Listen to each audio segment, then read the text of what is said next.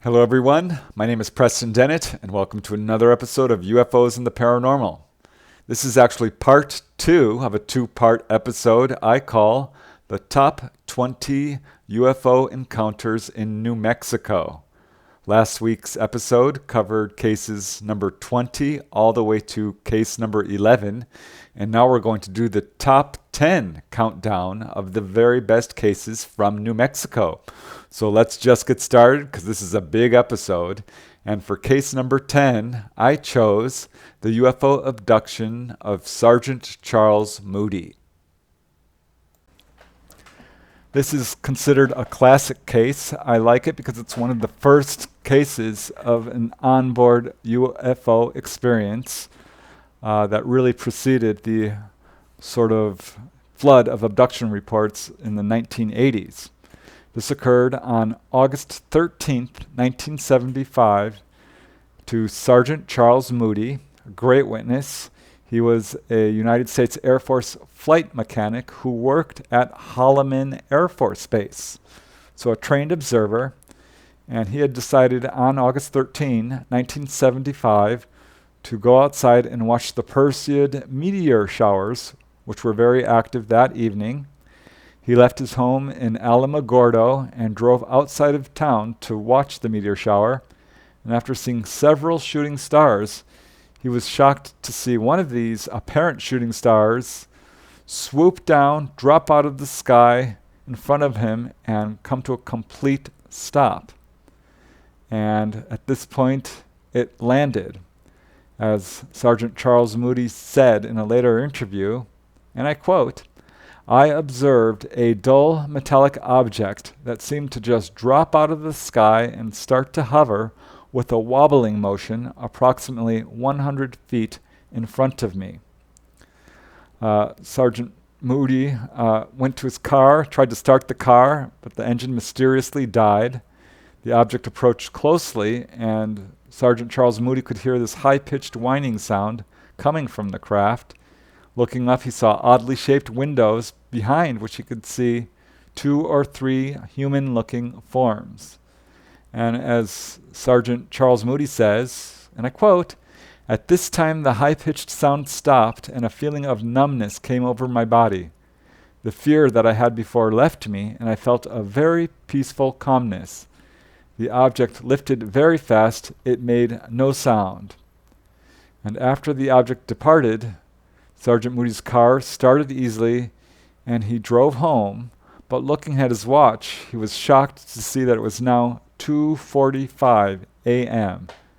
It was 1 hour and 25 minutes later than it should have been, so he had over an hour of missing time. Not only that, he was suffering from lower back pain, and a strange rash appeared on his lower body. So he was concerned, and he contacted APRO, the Aerial Phenomenon Research Organization, and 2 of the main investigators, which included Jim Lorenzen and Colonel Wendell C. Stevens, agreed to investigate, and they interviewed him about the incident. Sergeant Charles Moody was very concerned. He wanted to be anonymous. He did not want the Air Force to hear about this, but apparently they did, because they did something which actually Jim Lorenzen predicted that would happen if they did find out. They transferred Sergeant Charles Moody overseas. But before he left, Sergeant Moody wrote a long letter to Jim Lorenzen explaining that his memory of the incident had returned naturally over the past few weeks, and he now consciously recalled almost everything that had occurred, and that he had actually been taken on board this craft. According to Sergeant Moody, after this craft hovered in front of him, it actually landed on the road. 2 men dressed in tight-fitting suits approached his car. Sergeant Moody attempted to shoot at them with his revolver, but he suddenly felt powerless as these 2 figures pulled him out of the car and dragged him into the craft. As Sergeant Charles Moody says, and I quote, "The beings were about 5 feet tall and very much like us, except their heads were larger and had no hair. The ears were very small, The eyes a little larger than ours, a small nose, and the mouth had very thin lips. I would say that their weight was maybe between 110 to 130 pounds. There was speech, but their lips did not move. So they actually communicated to him telepathically. According to Moody, these beings were dressed in featureless black skin-tight suits, except for one of the figures whose suit was silver white. Sergeant Moody was taken into a room where one of the figures, who Sergeant Moody perceived to be the leader, placed a rod-looking device around his body. And as Moody says, this being told him that, quote, there had been a scuffle when they first made contact with me, and he only wanted to correct any misplacement that might have happened. So basically what they were doing was healing him of the back injury that had occurred during his abductions. These beings were highly telepathic and answered all of Sergeant Moody's questions as he formulated them in his mind. As Sergeant Moody says, I was thinking to myself, if only I could see the drive unit of the craft, how wonderful that would be. The elder, or leader, put his hand on my shoulder and said to follow him. He went to a small room that had no fixtures and was dimly lit. The floor seemed to give way like an elevator. I guess we went down 6 feet, and what I saw then was a room about 25 feet across, and in the center was what looked like a huge carbon rod going through the roof of the room, and around the rod were 3 of what looked like holes covered with glass. Inside the glass-covered holes, or balls, were what looked like large crystals with 2 rods, one on each side of the crystal. One rod came to a ball-like top, the other came to a T-type top. I was told that this was their drive unit, and I could understand it if I tried. The beings told Sergeant Moody that this craft was just a small observation craft, and that a much larger craft was hovering about 400 miles above the Earth. Moody asked if he could see the main craft, and they told him no, that time was too short. They told him that limited contact with humans would be made in the future, but only over a gradual period of time. They also told him that they were very concerned about the radiation tests being conducted, and they told him that radar interferes with their ability to navigate. They also told him that there were currently several different alien races working together around Earth, and they also told him that he would not remember what happened on that evening, but that his memory would return over a period of time. And the contact ended when they told him that they could find him whenever they wanted, and that they would, quote, see me again. Another interesting facet to this case is Moody said that this craft was not that large, but when he went inside, it appeared to be much larger on the inside than the outside, and he couldn't believe there was 2 levels to it because it just did not appear that large. This is a feature that does turn up in many cases. This did turn out to be, as far as we know, Sergeant Moody's final contact. It kind of disappeared from the public eye.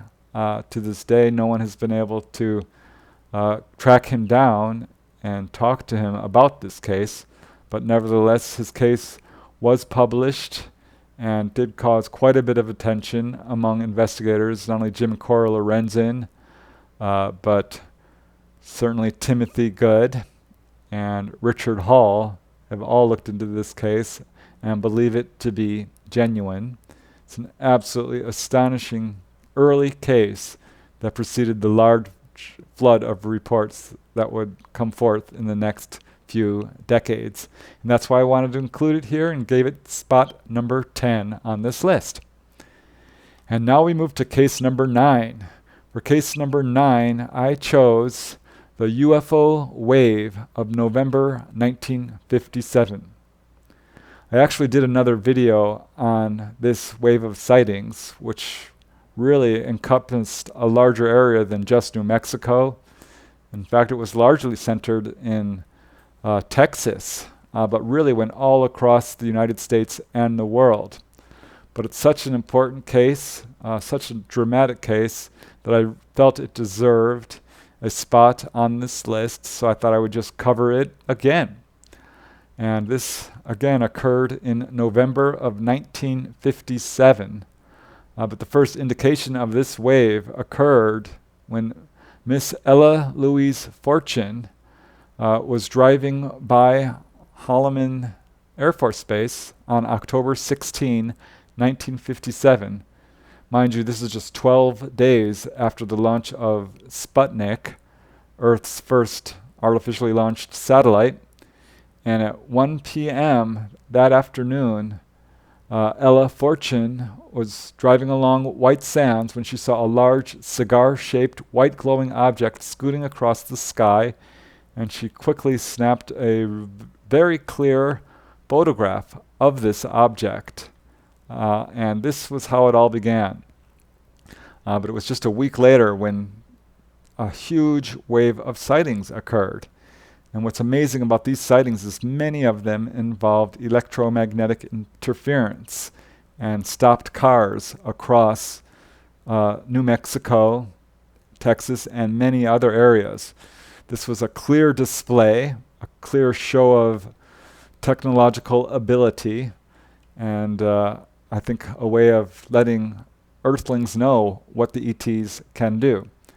At any rate, on November 3rd, at about 3 a.m., Corporal Glenn H. Toy and PFC Officer James Wilbanks were on Army Jeep patrol at White Sands when they saw, quote, a very bright light high in the sky. It was egg-shaped, 100 yards in diameter, and descended to about 100 feet above the old atomic bunker used in the first atomic explosions.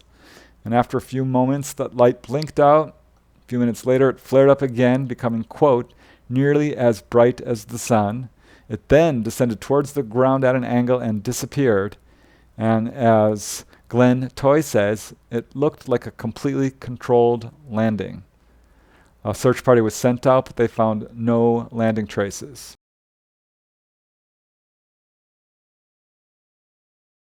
This is Bill Haggard, Public Information Officer of White Sands Proving Ground, New Mexico. Three young military policemen who spotted a mysterious object over White Sands Proving Ground Sunday agreed here tonight that what they saw looked like a landing and takeoff of some controlled object from outer space.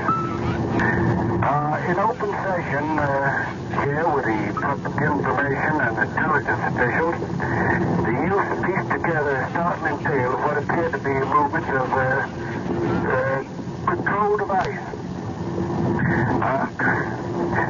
Working on two shifts in routine patrolling in the uprange area, the soldiers said they had not talked with each other about what they saw until after both reports had been turned into the Provost Marshal's office.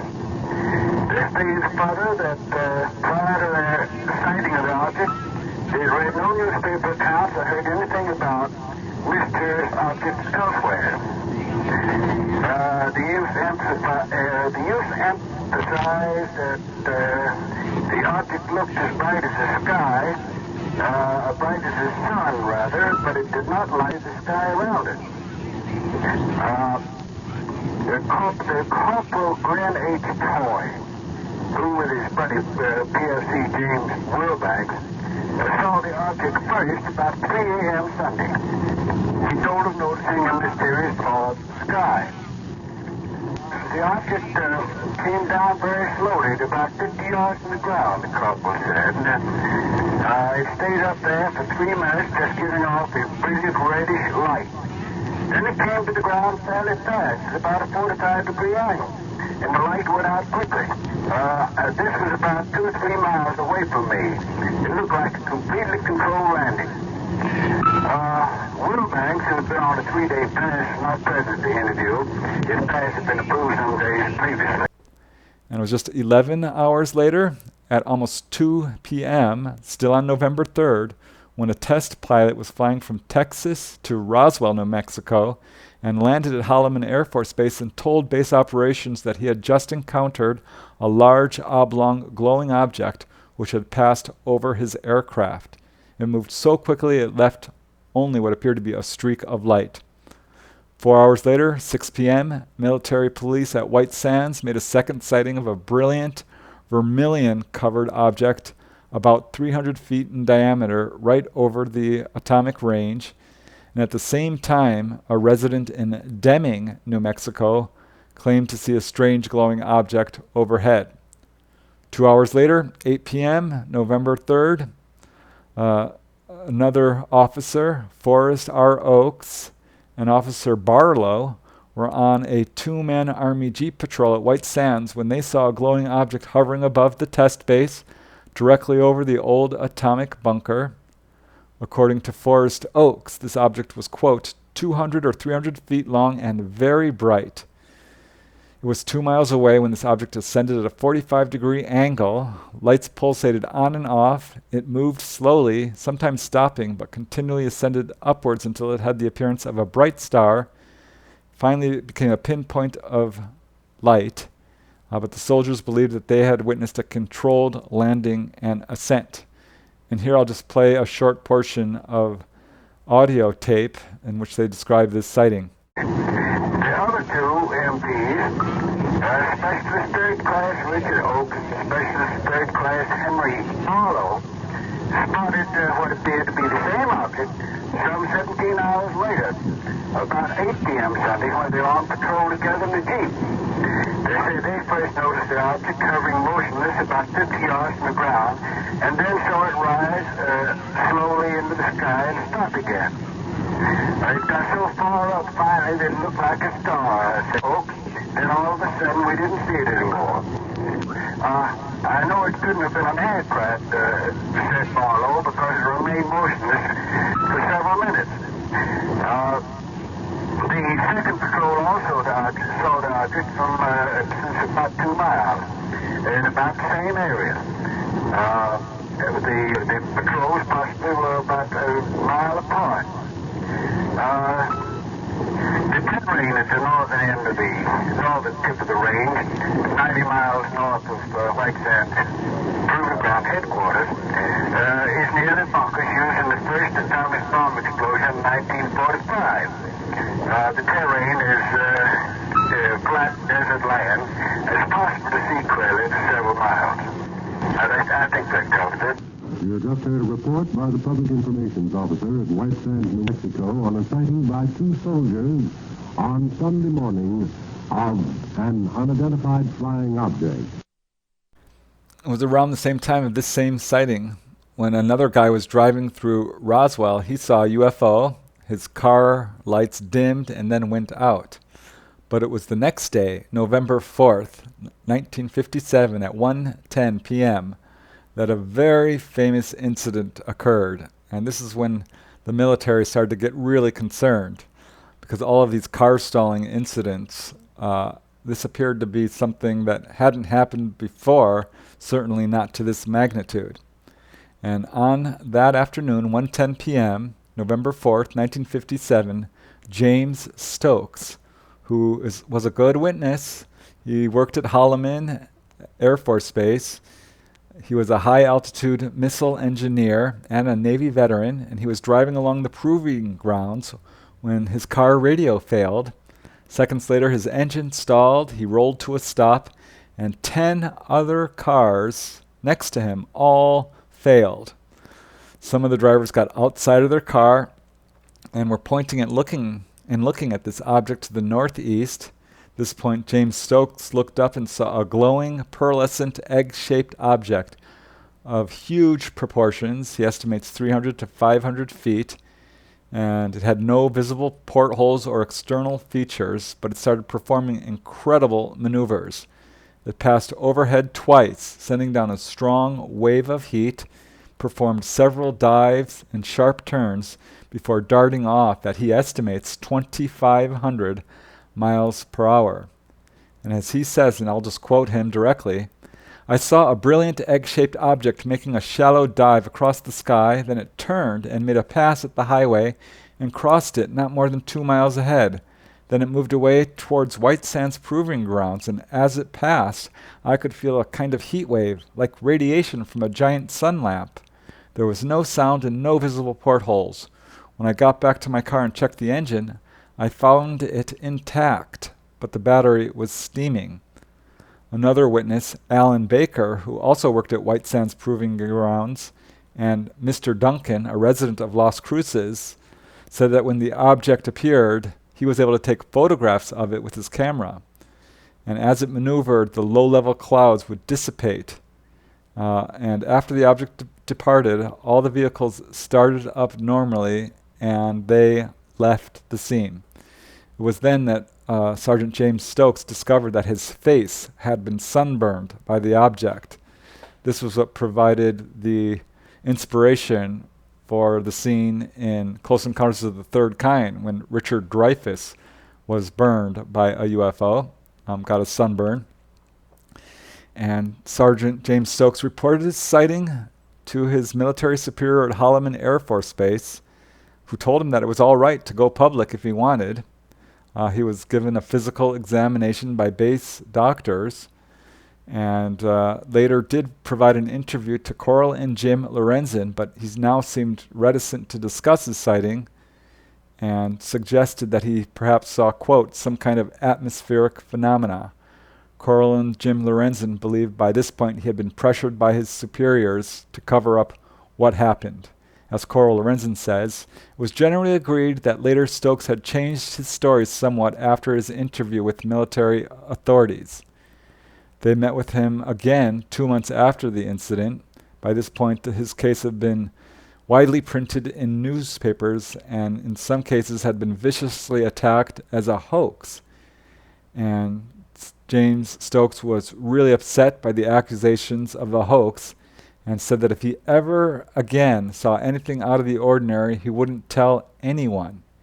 He did give a taped interview on KALG radio and said that what he saw was definitely a solid object, but refused to elaborate and said only, "I just hope we're ready for what it is."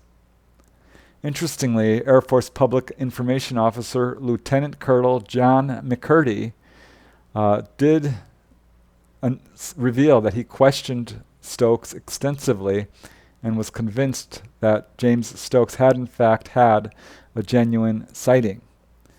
And Coral Lorenzen learned of additional witnesses to the event, one who was an officer at Holloman Air Force Base who declined to come forward. Another was a nurse at the local hospital who said that she knew of a couple who were on the highway near Oro Grande during the time of the sighting, but they also refused to come forward for fear of ridicule. But they did say that this was definitely a real flying object and not a, quote, natural phenomenon, as some of the newspapers were reporting. So I would like to play a small portion of a audio tape which describes the sighting by James Stokes. Reports keep coming in of a mysterious, brilliant object being sighted in areas of New Mexico and Texas. The latest report is from James Stokes, an engineer from the Air Force Missile Development Center at Holloman Air Force Base in Alamogordo, New Mexico. He has told of seeing a brilliant, colored, egg-shaped object yesterday, and he's quoted as saying some force emanating from it stalled 10 cars on an isolated desert road between White Sands Proving Grounds and Alamogordo.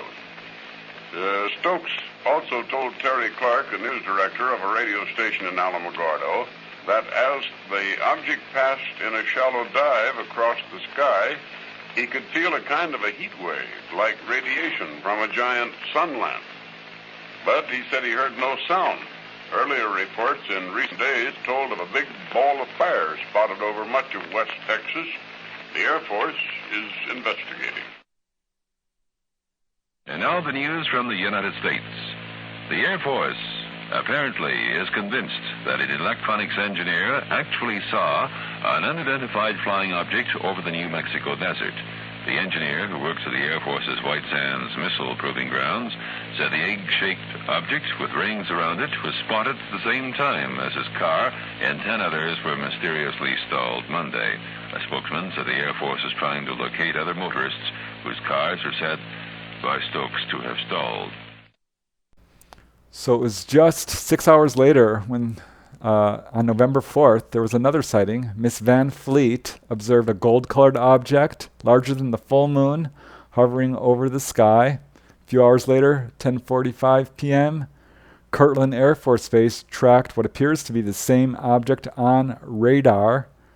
Controllers on duty at the airport tower at Kirtland in Albuquerque observed this object, and according to a Blue Book report on the case, one of the controllers saw, quote, a white light traveling east between 150 to 200 miles per hour at an altitude of approximately 1,500 feet.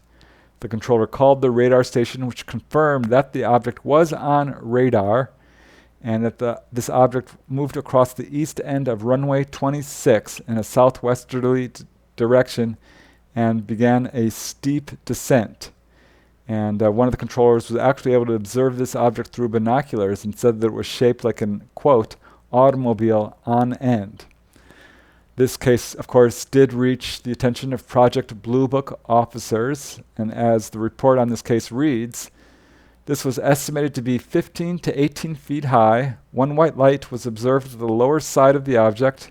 The object slowed to an estimated speed of 50 miles per hour and disappeared behind a fence at Drumhead, a restricted area, which is brilliantly floodlighted.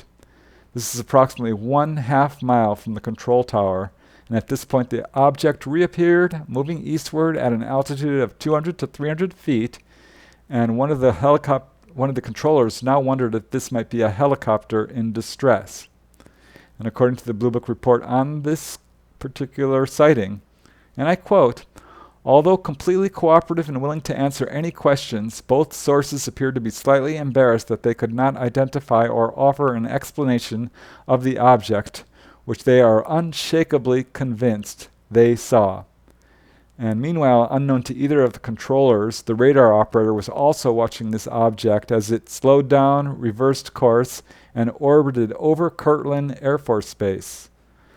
This object then took off towards the northwest and disappeared from the radar scopes. The whole sighting lasted about 5 minutes. However, this radar technician told Blue Book investigators that 20 minutes after the sighting, the object reappeared over the outer marker approximately 4 miles south of the north-south runway, and then flew at a high rate of speed about a mile south of the east-west runway, where it made an abrupt turn and fell into formation with a C-46 aircraft. It followed the plane for a half mile for the next 14 miles. And at this point, the radar scope showed that the object turned to the north, hovered for 1.5 minutes, and faded from the scope. So he tracked this object for about 20 minutes. And J. Allen Hynek looked into this case, and he was shocked by Blue Book's conclusions, which were typically confusing and contradictory. The officers of Blue Book concluded that the object, quote, may possibly have been an unidentified aircraft, possibly confused by the runways at Kirtland Air Force Base. The reasons for this opinion are: 1, the observers are considered competent and reliable sources. In the opinion of this interviewer, they actually saw an object they could not identify. And 2, the object was tracked on a radar scope by a competent operator. And 3, the object does not meet identification criteria for any other phenomenon. So Hynek was exasperated by this sighting, and as Hynek says, and I quote, that is, the observers were reliable, the radar operator was competent, and the object couldn't be identified, therefore it was an airplane. In the face of such reasoning, one might well ask whether it would ever be possible to discover the existence of new empirical phenomena in any area of human experience. What indeed can one say of a radar visual case like this? The basic agreement of the radar and visual reports and the competence of the 3 observers, in my opinion, rule out questions of mirages, false returns on radar, etc. Something quite definitely was there. If it was an ordinary aircraft, one might ask how it was that the 2 visual observers with a total of 23 years of control tower experience could jointly not have been able to recognize it when visibility conditions were good, even if there were no radar confirmation of the slow and fast motions of the object, or indeed just the presence of an unknown object, this question would still have to be answered. So again, an amazing case, but we have to move on because there are many other cases to cover on this amazing wave. 4:24 a.m., November 5, 1957, Don Clark, an electronics and radar technician employed at Holloman as a civilian contractor, was at his home in Alamogordo when he saw an orange-red cigar-shaped object hover at 15 degrees in the western sky. He wanted to take a photograph, but it disappeared real quickly.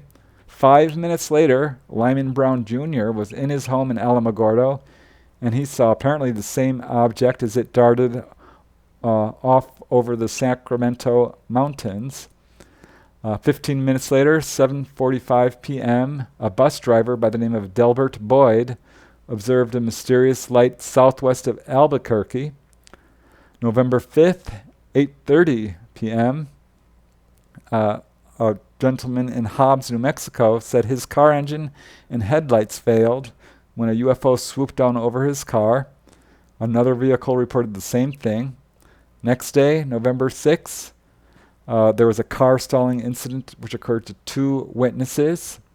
This was at 1:15 a.m. Santa Fe residents J. Martinez and A. Gallegos were driving their car when they saw an egg-shaped object with, quote, red, green, and yellow lights. It approached them at a low altitude, moved slowly directly over their car, illuminated the entire area, and at the same time emitted a loud humming noise. And as soon as it was overhead, their car engine suddenly died, and their clock and wristwatches also ceased to function. And on that same evening, apparently at the same time, 2 residents from Santa Fe told police that they saw, quote, a huge ball of fire traveling overhead in Santa Fe. And 7 hours later, now it's November 7th, this is at 9:20 a.m., 20 miles from the encounter where James Stokes saw his UFO, Mr. and Miss Trent Lindsay and their son Byron were driving on Highway 54 when Byron noticed that the speedometer on their 1954 Mercury was behaving strangely. It was weaving erratically back and forth, traveling from 60 miles to 110 miles per hour, and they were discussing the problem when they looked up and saw a UFO. They could not identify what it was, but it looked like an object that had highly polished metal with sharply defined edges, no visible means of proportion. And as they watched, it arced in a trajectory of high altitude towards the Oregon mountains. 2 days later, November 9th, at 7:20 p.m., a Tularosa resident, a college student, and several others observed a large, brilliant, fast-moving light approach their car on Highway 54, causing the vehicle's lighting system to fail. And as it flew over the car, it accelerated at a high rate of speed off into the distance. And at the same time as this sighting, investigators Jim and Coral Lorenzen were traveling east on Highway 380. This is about 10 miles from Carrizozo, when they spotted a UFO, which they described as a bright light silhouetted against the mountains to the east. And it moved erratically until it moved off into the distance. So the Air Force was apparently dismayed that many of their employees were talking freely with the media about their sightings, and they put forth a bulletin that was addressed to all military and civilian officers on the base. And according to this bulletin, and I quote, it was titled, Unidentified Flying Objects. On November 7, 6 airmen claimed that they sighted an unidentified flying object and did not report this to proper base authorities. They did, however, give this information to the local press. Request that each member of the military and civilian employed at this center refrain from any public statement on political, diplomatic, legislative, or scientific matters or any controversial subjects such as UFOs without first contacting the Center Information Services Officer. This request is in accordance with AFR 190-6. Disciplinary action may be taken against the offender. Signed, Lieutenant Colonel McCurdy. Coral Lorenzen was upset about this regulation because it, quote, restricts individuals at Air Force installations in relating the details of UFO sightings, and that this regulation is a violation of the constitutional rights of civilians and should be challenged. So that, in a nutshell, if you will, is the incredible wave of November 1957. It's quite a case, quite a series of events, caused concern at high levels of government, and that's why I wanted to include it here. And now we move to case number 8. And for case number 8, I chose astronomer Clyde Tombaugh sees a UFO. Clyde Tombaugh is, of course, world famous. In 1930, he stunned the world with his discovery of the planet Pluto, which has now been relegated to a planetoid in 2007. But the discovery of Pluto electrified the world, and it earned Clyde Tombaugh a permanent place as a hero in the field of astronomy. And it was 19 years later, on August 20th, 1949, that Clyde Tombaugh went public with his own sighting of a UFO. Unfortunately, it failed to generate the kind of publicity the discovery of Pluto did, but it's definitely an amazing sighting. It was 10:45 p.m. Clyde Tombaugh, his wife and mother-in-law were in the backyard of their home in Las Cruces. It was a very clear night, and all the stars were easily visible when suddenly the three observers saw something they couldn't identify. Flying overhead in a strange geometric formation were 6 to 8 blue-green rectangular-shaped lights. They were at low altitude and moved quickly and silently from the northwest to the southeast. It became clear to Clyde Tombaugh that the lights were attached to a single object, which appeared to have a half-dozen windows or portholes along the front and side, each of which emitted a bright light. Clyde Tombaugh concluded instantly that these were neither meteors nor conventional aircraft, but was clearly a unknown solid object. He wrote an official report to the Air Force, which stated in part, and I quote, "The remarkably sudden ascent convinced me it was an absolutely novel airborne device. I have done thousands of hours of night sky watching, but never saw a sight so strange as this."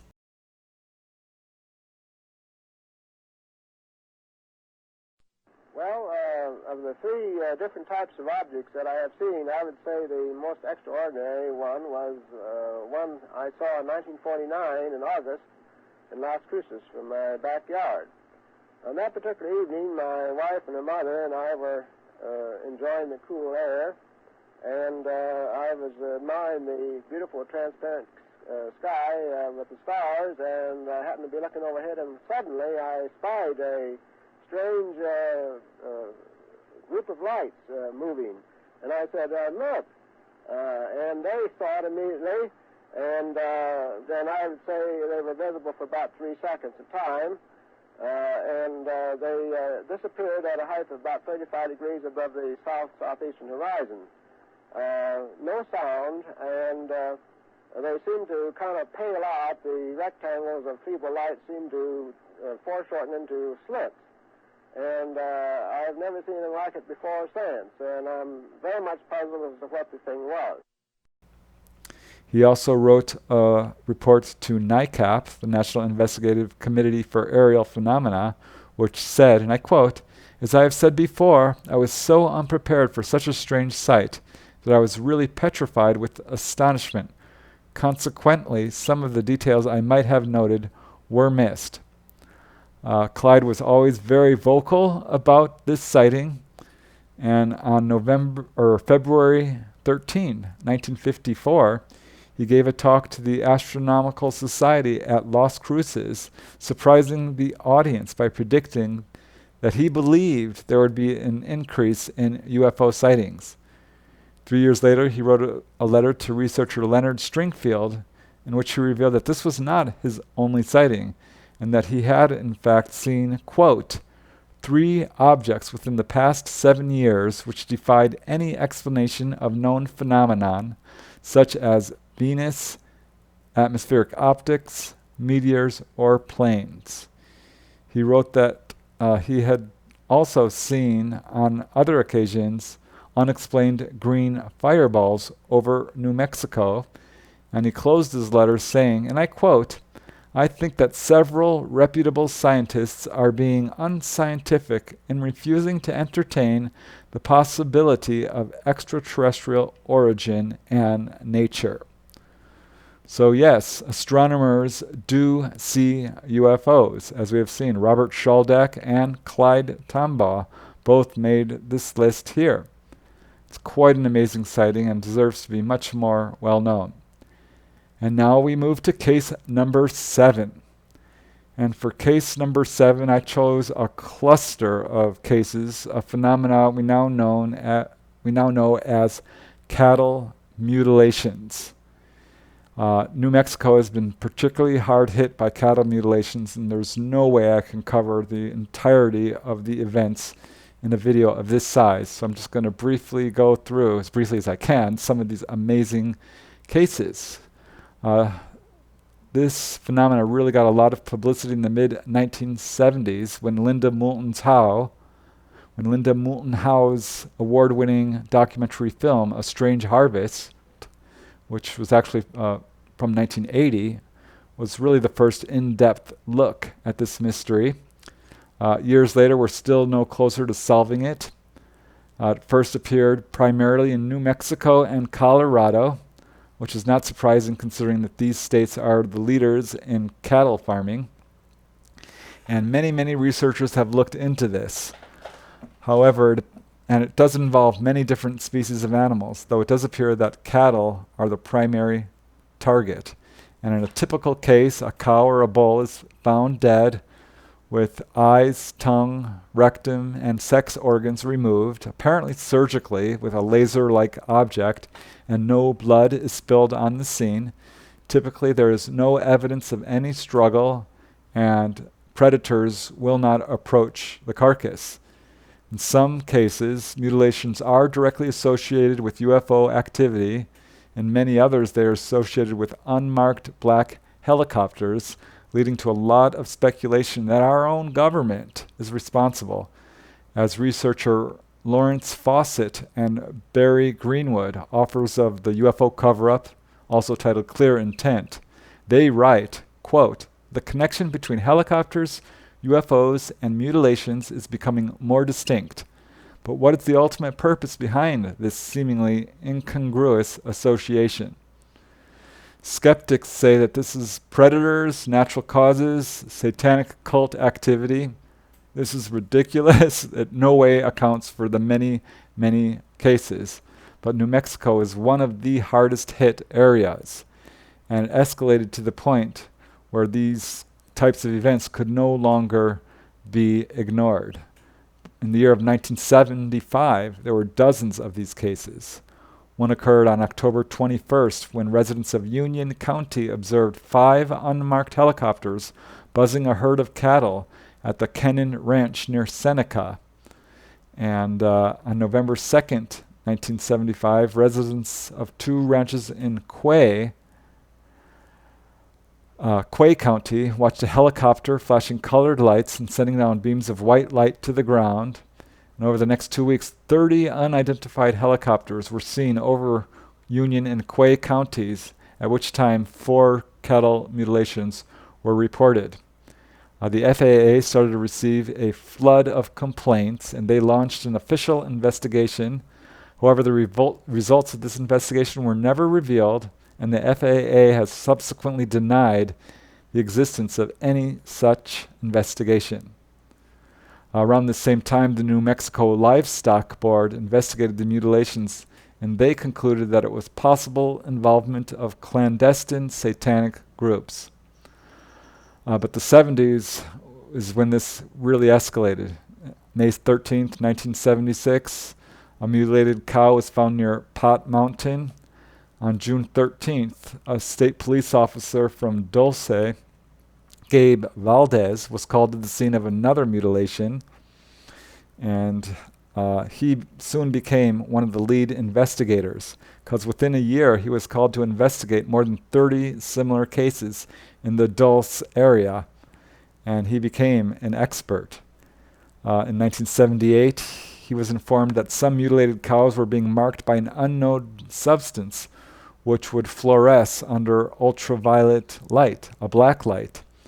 And on July 5th, 1978, Valdez and a cattle rancher by the name of Manuel Gomez put Gomez's cattle through an ultraviolet light, and 5 of Gomez's cattle were found to have a fluorescent substance on their necks, ears, and legs.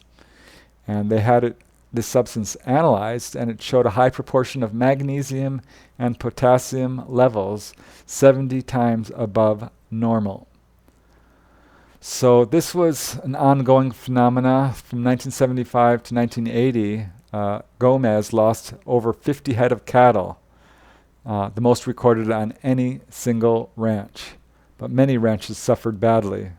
In 1978, rancher Neighbor Montoya of Truchas lost a cow to a mutilation. Also in 1978, Taos News article by Phil Bateman described UFO sightings in ranchitos that were tied to an epidemic of mysterious animal deaths. In 1979, 3 racehorses near Mulga were mutilated. 2 months later, in April, Dulce experienced a wave of low-level sightings, and soon afterwards, several mutilations were discovered nearby. And it was a result of this particular incident and other cases that then New Mexico Senator Harrison Schmitt, a former astronaut, called for a multi-state mutilation conference in Albuquerque. And on April 20th, 1979, Senator Schmitt and New Mexico U.S. Attorney R.E. Thompson held a public hearing, and more than 200 people attended. Schmitt opened saying that the mutilations are real, they're taking place, they're criminal acts, they're causing a great deal of damage, but we don't know who's doing it. And he wanted official help, such as the FBI. There were 11 other speakers, and finally this did result in an official investigation to investigate the reports, but the report did not come to any official conclusion as to what was causing this. So ultimately, it was kind of a bust. And meanwhile, the mutilations continued. 1979, Carlos Miranda, a tribal police officer from the Bureau of Indian Affairs, responded to a call and found 2 dead heifers in Santa Clara. There was a cover-up of these events, according to him, and the FBI launched an investigation known as Operation Animal Mutilation, OAM, and the OAM report said that by 1979, more than 10,000 head of cattle had been mysteriously mutilated, and that New Mexico was unusually hard hit. And since 1975 alone, more than 100 cases had been reported, and they're often accompanied by strange sightings of helicopters and or UFOs. So these mutilations continued through 1988, 89, 1990. There was another case in 1996. It just kept going on and on, over and over. All through the 1990s, there was a whole wave of sightings. One particularly frightening incident occurred to Larry Gardia, who was hunting in Lujan Canyon when he came upon a herd of cows and came upon a mutilation, heard a strange sound like a welder's torch from the forest, and all of a sudden one of the cows in the herd floated up into the air over the fence towards this herd, towards the source of the sound rather. And at the same time, he saw another cow floating down out of the sky and landing in the pasture. And he quickly took his rifle and fired at the source of this noise, at which point it immediately stopped, and he called the sheriff to report this incident. And they did find that these cows had been mutilated. One researcher who looked into this was Gail Stalin, a researcher from Albuquerque. She investigated many cases firsthand and is certain that it's not the work of satanic cults. As she says, for you to walk up to a cow that size and kill it, you'd have to slit its throat. You'd have blood all over the place. If it is confirmed that it is laser cuts, the equipment they'd have to use is fairly good sized. That's why I think the cows are removed. Another researcher was Santa Fe-based researcher David Perkins, and he charted the locations of more than a dozen mutilations that had taken place in New Mexico over the last 16 months since 1994, and he found that the majority of these cases occurred in the area of Eagle Nest, which is where, according to Perkins, nuclear fallout from a May 1955 Nevada atomic test had landed. And he speculates that the purpose of the mutilations might be to measure the effects of atomic pollution on the local animal population. At any rate, these mutilations occurred all through the 1990s. Gabe Valdez continued to investigate these unusual animal deaths, and many other investigators looked into it as well. One researcher was John Paternoster, and he researched several cases, and he said that he believes most of these cases are going unreported because farmers and ranchers are very reluctant to report them and don't want to be viewed as crackpots or UFO believers. Timothy Good, an excellent researcher, interviewed some of these ranchers. He interviewed a guy from a ranch near Taos who had experienced a large number of mutilations. So many investigators have looked into this, and while cattle seem to be the main target, many other animals have been reported mutilated, such as in November of 1988, a rare case involving a small piglet was discovered near the Talpa Reservoir. And it hasn't stopped. This continued on into the 2000s. Near 2000 there were several cases, 2003, 2007. It's just going on and on. And John Paternoster is convinced that these mutilations are not being caused by Satanists or scavengers. He says there's got to be a different explanation. And he says perhaps it's something we can't even comprehend. Researcher Gabe Valdez says, whoever it is, they're coming down by the air. I don't know who they are, but whatever's behind it, it's something big. Richard Dolan looked into it, and he says, the theory is that mutilations are occurring as part of a covert random sampling of cattle to test for excessive levels of radiation contamination. The area of northern New Mexico, which was the hot spot of mutilation activity during the 1990s, happens to be downwind from the nuclear test site in Nevada, possesses several active uranium mines, was the scene of many nuclear detonations in past decades, and also has 2 major nuclear research laboratories, and over the years an estimated 1,000 kilotons of radioactive dust fell on New Mexico, Nevada, and Colorado.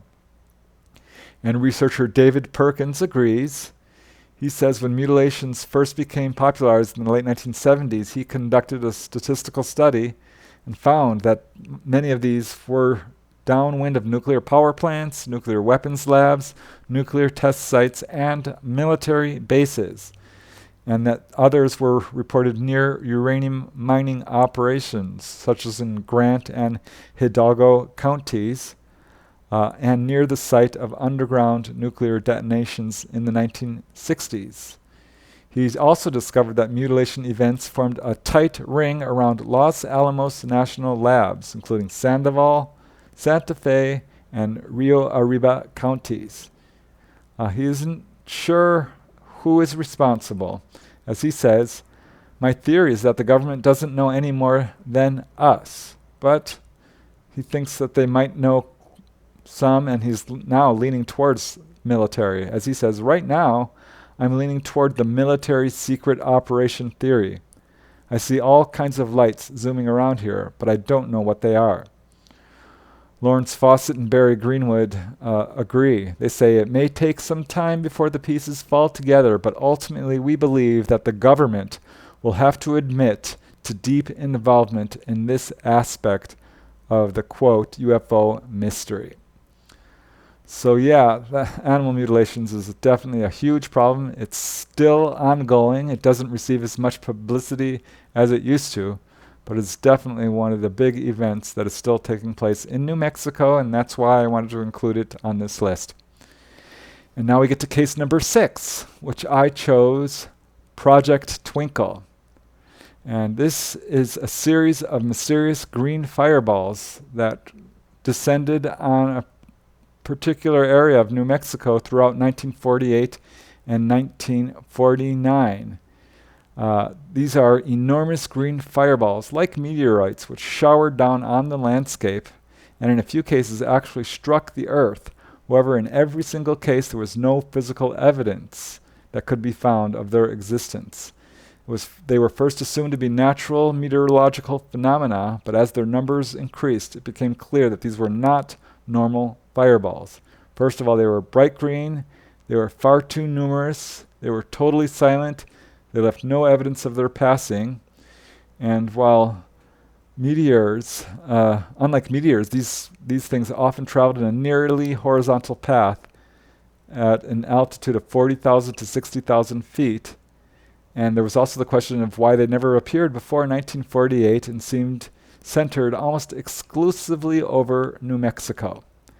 At any rate, from 1948 through April of 1949, at least 39 reports of these green fireballs came to the attention of officials at the Air Material Command. For example, on December 5th, an Air Force pilot flying a C-47 at 18,000 feet over Albuquerque saw a huge green fireball fly upward, then level off on a horizontal trajectory.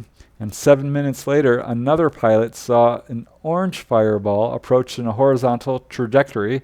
It turned green in color, then darted to the side and fell to the ground. And before long, these fireballs were coming down in huge numbers. Captain Edward Ruppelt of Project Blue Book wrote, and I quote, "Everyone, including intelligence officers at Kirtland Air Force Base, Air Defense Command people, Dr. Lincoln La Paz, and some of the most distinguished scientists at Los Alamos had seen at least one." So many of these were over Los Alamos. For example, on the 5th, 8th, 11th, 12th, 13th, 14th, 20th, and 25th of December 1949, witnesses saw these green fireballs. And these included special agents of the United States Air Force, the Office of Special Investigations, airline pilots, Los Alamos security inspectors, scientists, and military officers of virtually all ranks. All these witnesses, the Pentagon actually called, quote, "observers whose reliabilities are not questioned." Dr. Lincoln La Paz, who is a professional astronomer, had a sighting on December 12th, 1948. He and others watched as a green fireball, which was 4 times brighter in magnitude than Venus, flew on a horizontal trajectory at low altitude for at least 8 miles directly over Los Alamos. J. Allen Hynek was consulted about this problem, and he interviewed several leading astronomers and found that most of these astronomers had no idea about these fireballs' anomalous features. And he pointed to Lincoln La Paz as the best source of information on this subject. And according to Hynek, and I quote, "It appears that the green fireballs can be characterized by being extremely bright, most of them lighting up the sky in the daytime. Estimated magnitude -12, which is extremely bright. They appear to come in bunches. No noises associated with them, despite their brightness. They leave no trails or trains.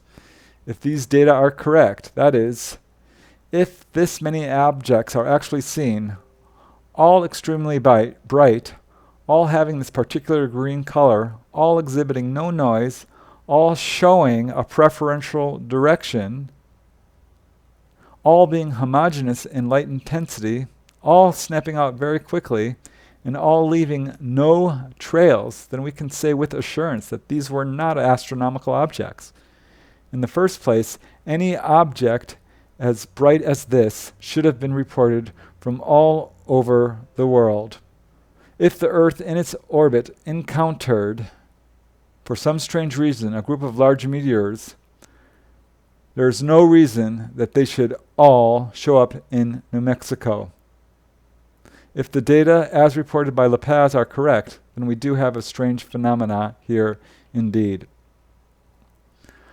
So these sightings continued throughout 1949. Officials from Kirtland Air Force Base contacted Washington and organized an investigation.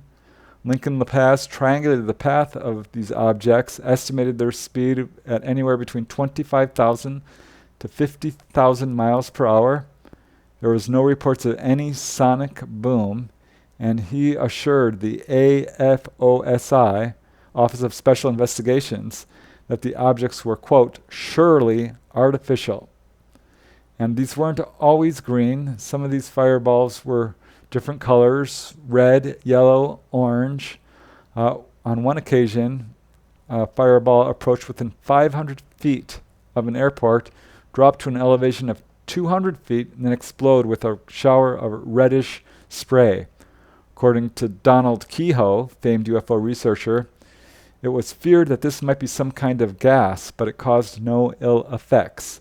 This was repeated on 3 nights, at the same time and locations, proving the red spray of the UFOs were under precise control.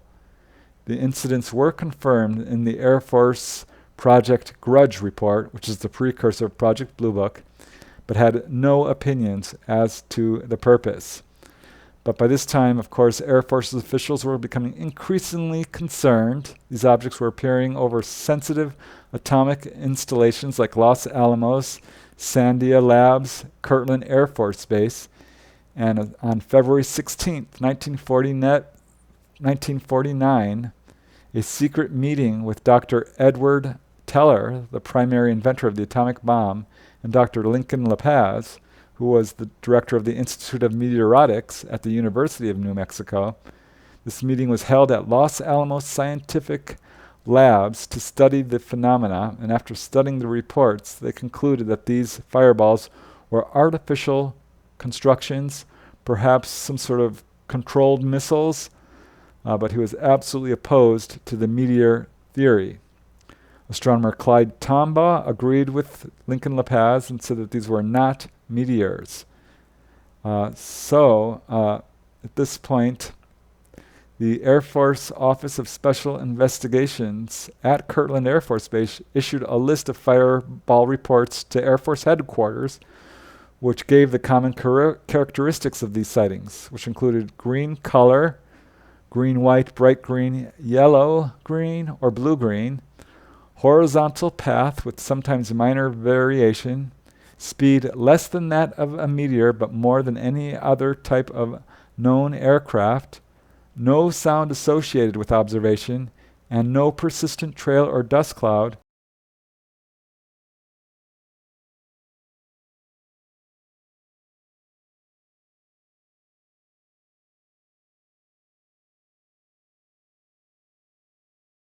Finally, a period of visibility from 1 to 3 seconds.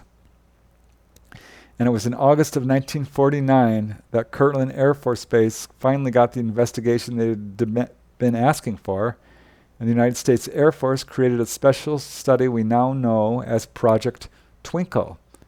And they brought in a theodolite camera, which allowed them to track these objects and triangulate their size, speed, and altitude. On September 20th, 1950, more than 100 witnesses across Idaho and New Mexico saw one of these objects, though Project Twinkle failed to capture it. From November 9th to November 20th, the green fireballs were reported on 11 consecutive evenings, and the objects were witnessed by military personnel and astronomers. However, Project Twinkle was unable to capture any of the objects on their instruments. However, by this time, they had logged more than 150 sightings. And Edward Ruppelt called Project Twinkle, quote, a bust, and it was dissolved on December 27, 1950. He said it was badly organized, pitifully funded, and never tracked a single fireball. In 1955, researcher Leonard Stringfield spoke with Captain Robert C. White and inquired about these green fireballs. Captain White replied, "They do exist.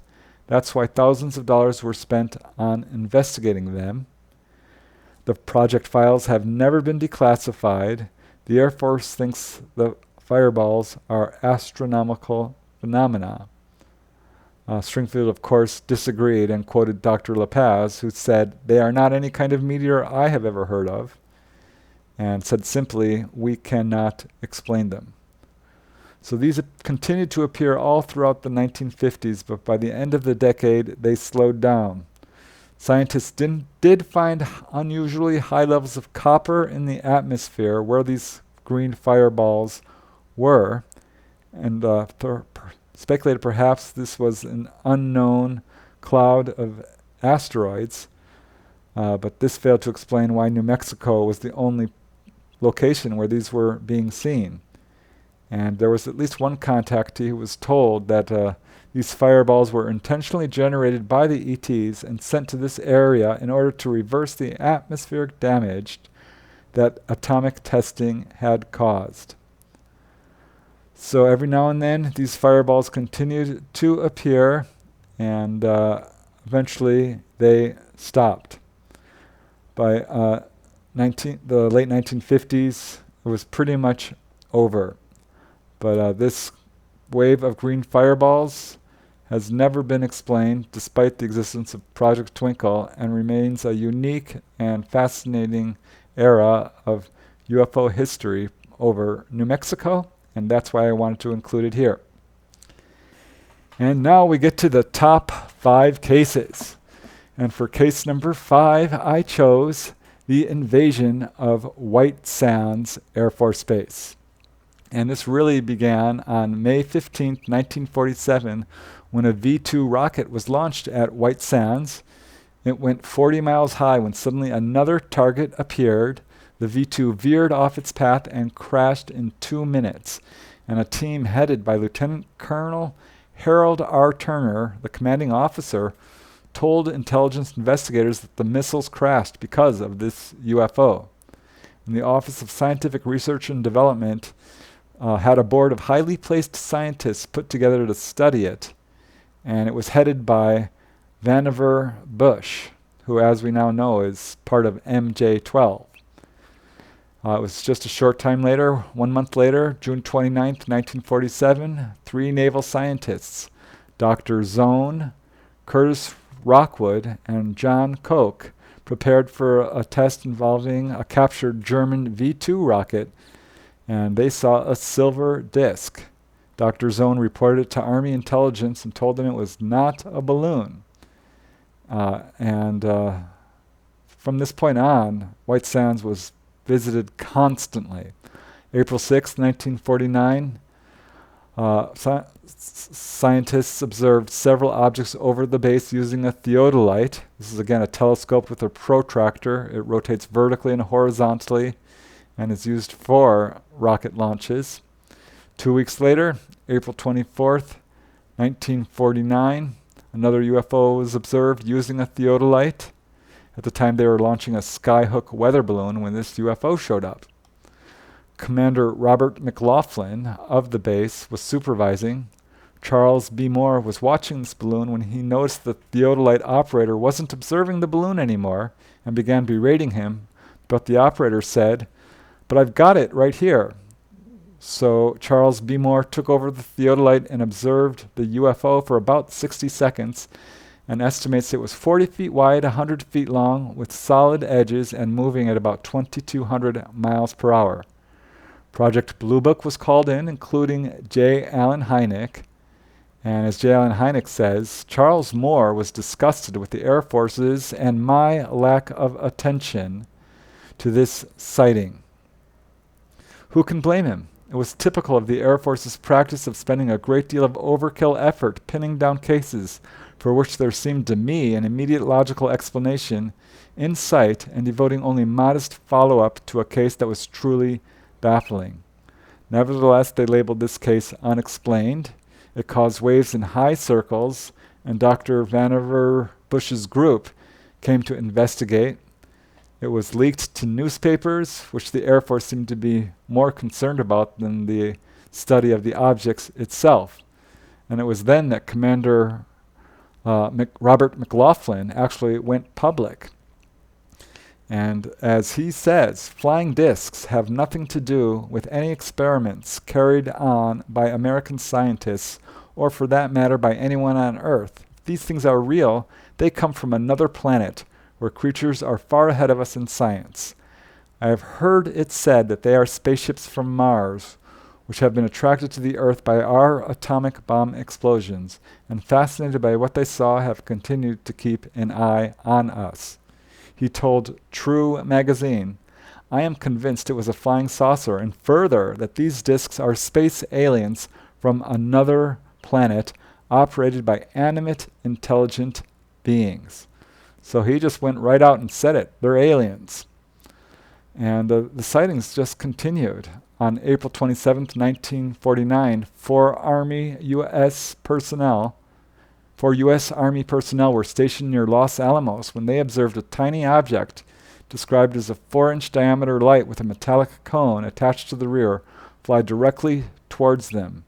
They estimate it moved at 70 miles per hour at a height of only 7 feet, and it was in view for just a matter of seconds before disappearing to the southwest. And there are some reports that White Sands actually shot down one of these objects. On May 29, 1947, at White Sands Proving Ground, according to researcher and former Republican State Representative John Kistner, radar technicians at White Sands observed one or more unidentified radar targets hovering to the southwest of White Sands Proving Grounds launch row. And at 7:15 p.m., one surface-to-air missile with a 674-pound atomic warhead was fired at one of the radar targets. 5 minutes later, the warhead exploded at an elevation of 60,000 feet. And meanwhile, witnesses in Las Cruces saw this rocket climb into the sky, move towards two star-like objects, and explode. And following this explosion, this target was tracked on radar moving south, and 10 minutes later it impacted the Earth 30 miles to the south outside of the town of Juarez, New Mexico. And officials attempted to go to Mexico and retrieve the object. However, the town of Juarez at this point had been closed off by Mexican military officials who refused to allow anybody inside the area. And according to John Kistner, whatever had crashed had been largely vaporized upon impact. So sightings continued throughout May and June of 1949. Two more V-2 rockets were launched at this time, and both provoked sightings. And according to Commander McLaughlin, and I quote, "Many times I have seen flying discs following and overtaking missiles in flight at the experimental base at White Sands, where, as is known, the first American atom bomb was tried out." And sightings continued through 1950. April 27, 1950, a missile launch at Holloman Air Force Base fell to the earth when four unknowns swooped down and were viewed on a theodolite. Officers determined that these objects were 30 feet in diameter.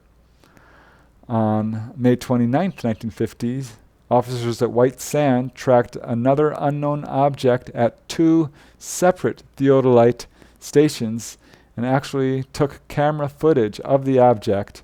Strangely, this case was never reported to Blue Book. An even more impressive case took place just a few months, or actually 1 month later, July 1950, and is one of many UFO incidents that the Air Force attempted unsuccessfully to censor. In this case, the witness was an electronics engineer who worked at the base, and over the past several months he had seen, quote, high groups of shiny objects, end quote, over the base. And he had already accepted that there was something going on here involving UFOs. And one day in July, he was eating lunch in his office when the telephone rang, and it was a nearby radar station phoning to say that an aerial object was being sighted over the base, and could he view it on a theodolite. So they went to their station and quickly located the object with a theodolite, and according to Cora Lorenzen, who interviewed this officer, the object was cigar-shaped, metallic, and iridescent, meaning it glowed. They could see fins extruding from this object and portholes as well. And after they located it on the theodolite, it maneuvered around, dropped, stopped short, moved forward, turned on its side, doing all these extreme maneuvers. The officer alerted other nearby radar stations. However, when he got back to the theodolite, this object was gone.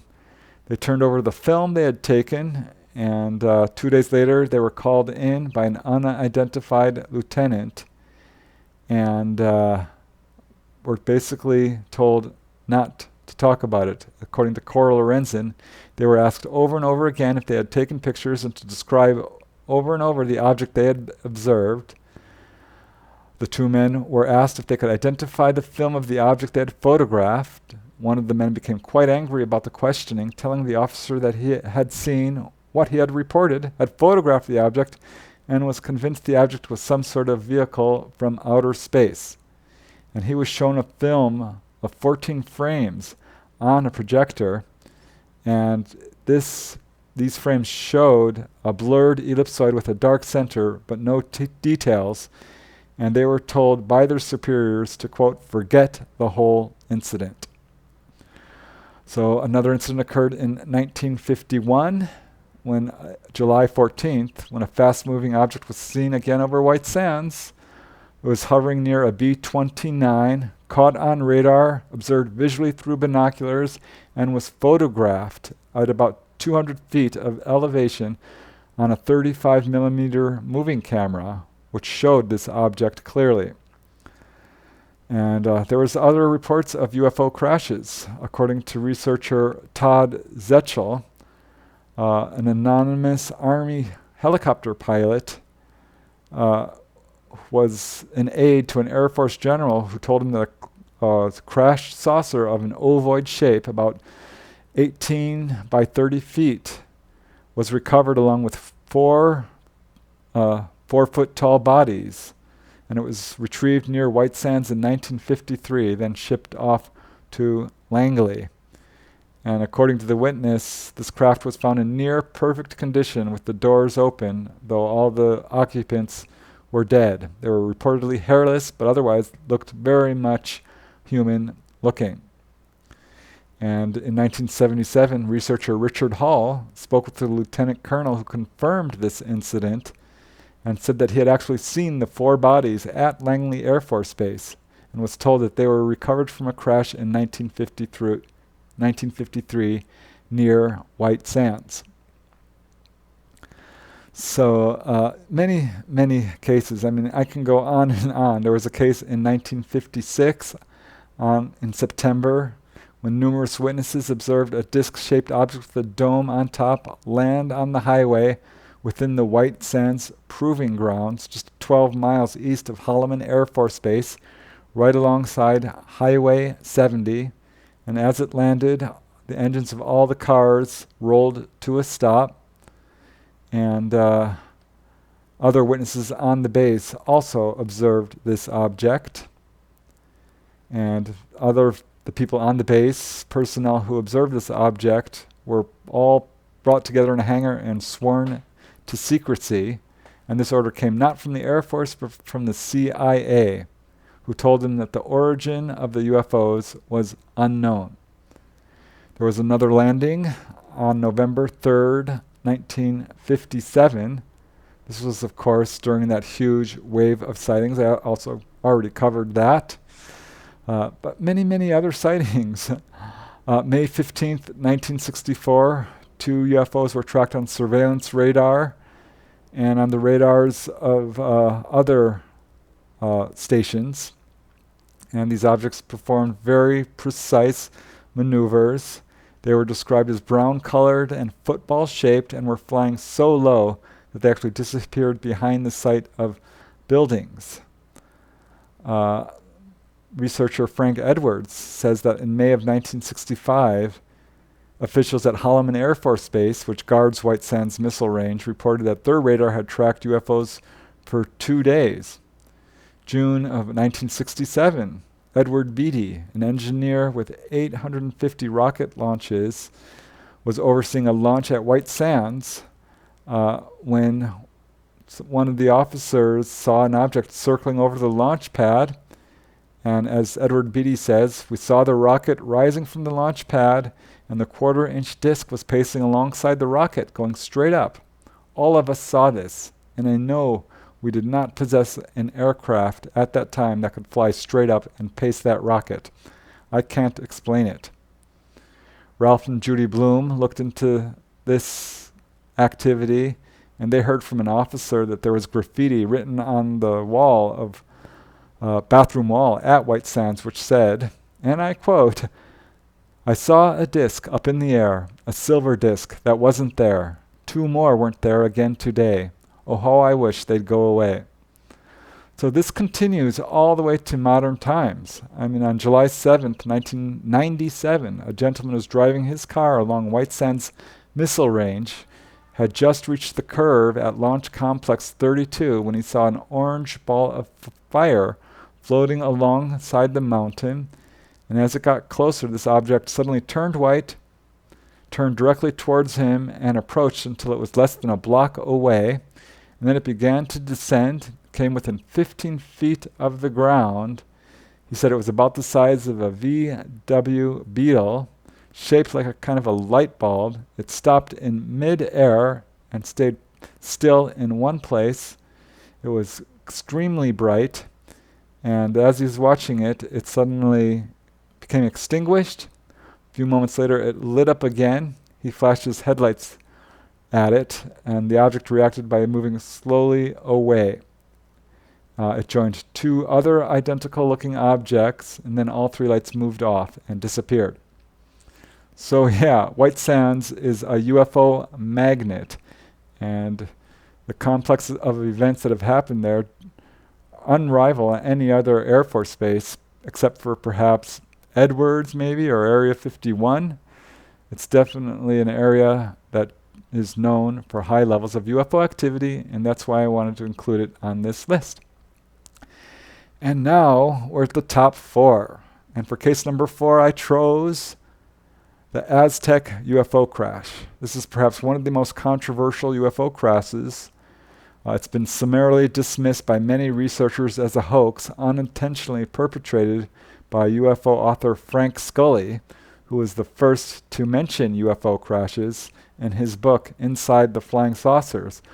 However, today many researchers are taking the Aztec crash very seriously, and that Scully was in fact the victim of a debunking campaign. As Leonard Stringfield writes, some researchers have never given up and believe that Scully was the victim of official counteraction and that his smeared book was actually true. Stringfield was, of course, a pioneer of UFO crash retrievals, and he wrote that the backlash from the publication of Scully's book actually slowed down the progress of research into crash retrievals. As he says, at that time, active researchers, including myself, did little more than scoff. We thought we had good reason. Our collective scoffing was the result of an alleged grand hoax. Here I refer to the book Behind the Flying Saucers by Frank Scully. With the book's subsequent exposure as a hoax, which got a lot of publicity, it became unfashionable to write or talk about crashed UFOs and their alleged little men. But now he's changed his tune, and he says, we now must take a new and honest look at old rumors, and we must also take a new look at the possibility of a grand official cover-up and why. Researcher Timothy Good is one of many people who are taking a new look at the Aztec crash, and as Timothy Good writes, according to a number of sources, the most important case involving the recovery of an alien craft took place outside the little town of Aztec, New Mexico in 1948. A great deal of technical and other intelligence resulted from this recovery, intelligence which gave the Americans a giant leap forward in technology and weaponry unparalleled in human history. Researcher Linda Moulton Howe is also convinced, and she writes, I have interviewed some of the people who are still alive who saw it in March of 1949. Aztec is a very important piece because of the technology received there. According to Mrs. Frank Scully, she said that both she and her husband were visited by Captain Edward Ruppelt, who said that Scully's book was actually a huge pain in the ass for the Air Force. And he said, and I quote, confidentially, of all the books that have been published about flying saucers, your book was the one that gave us the most headaches because it was closest to the truth. So the Aztec crash really began on March 8th, 1950, when Silas Newton, an alleged Texas oil millionaire, gave a public lecture to the University of Denver talking about this UFO crash. He said that his friend, quote, Dr. G, who was actually an amalgam of several other scientists, were brought in to study this UFO, this Aztec UFO, and its occupants. And Scully's book was actually one of the first UFO books published in the U.S., if not the first. And Scully claimed that, again, Dr. G was not one person, but a combination of several scientists. And they informed him that this craft had been found outside of Aztec on February 13th, 1948. Some researchers say March of 48 or even 49. There's some controversy about the date. But again, this craft was almost completely intact except for a small hole in one of the portholes. It was exactly 99.99 feet in diameter. It was composed of metal so light that only a few men could lift the entire craft. They were not able to find any way to enter the craft, and it took them several days to open it, which was finally achieved by sticking a stick through this tiny pencil-sized hole in one of the portholes, which turned a latch and opened the door. And inside they found some 16 small ETs, all dead apparently from explosive decompression. They found hieroglyphic type writings, small wafers which were apparently food. The craft was able to be dismantled into separate parts and carted away for study. And this was the story Frank Scully told. And this story remained uninvestigated and debunked for years until really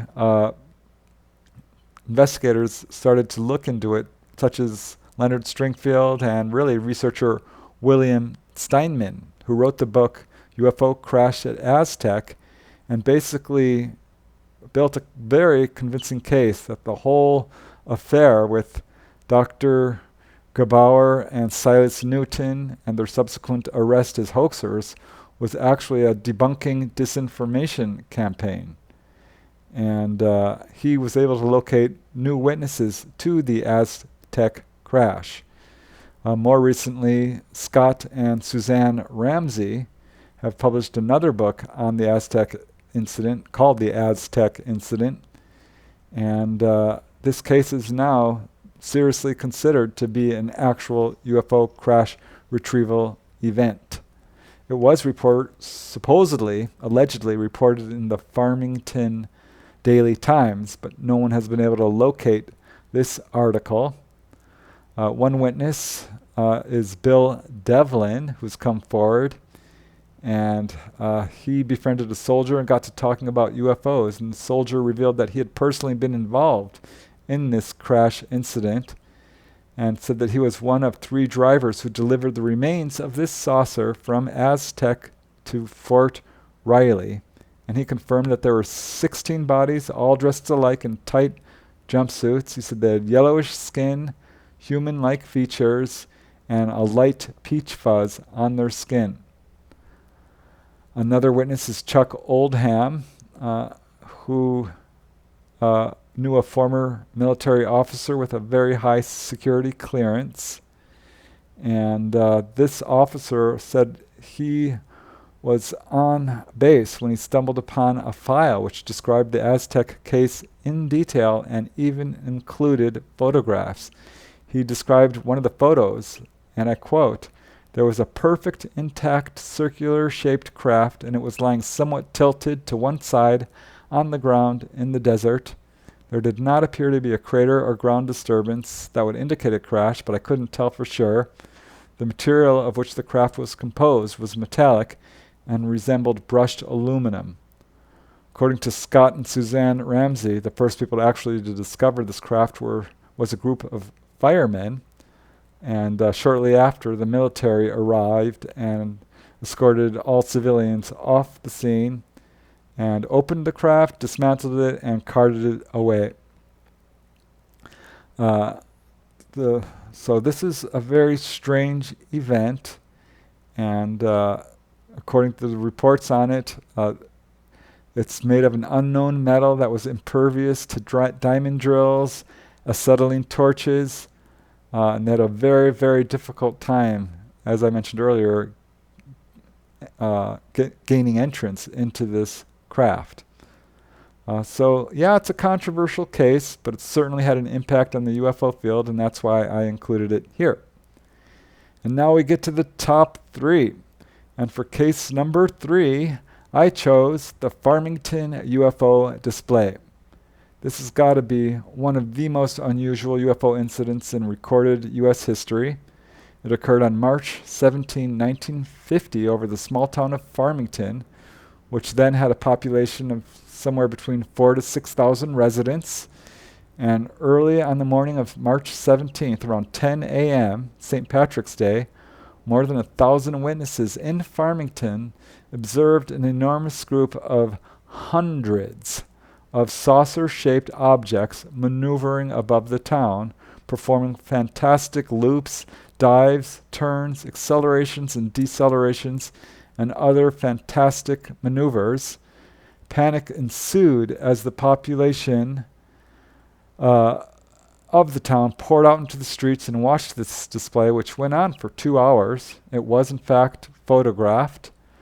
The level of activity was described by some of these as an invasion.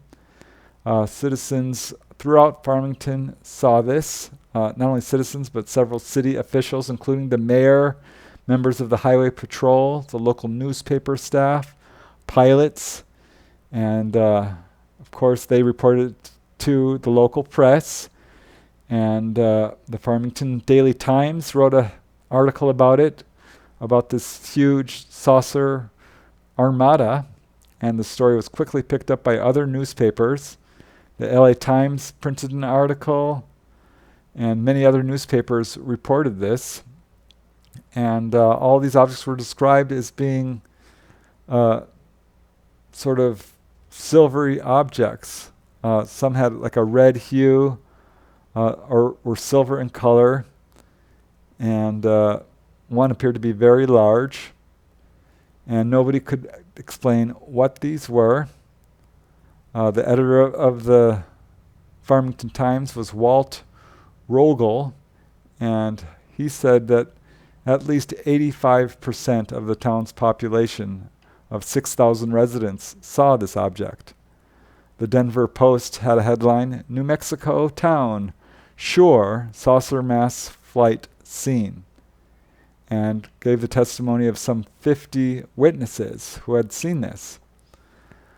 So this was a big, big event. There was a lot of people looking into it.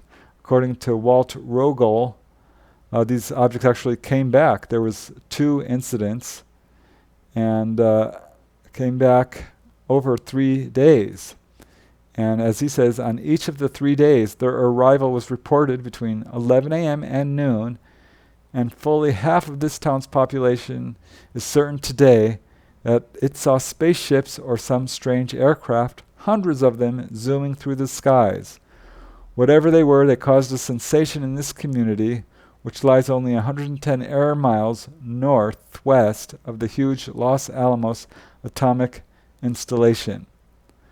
Some of these objects were estimated at moving at about 1,000 miles per hour, and some believe that their size was about twice that of a B-29 bomber.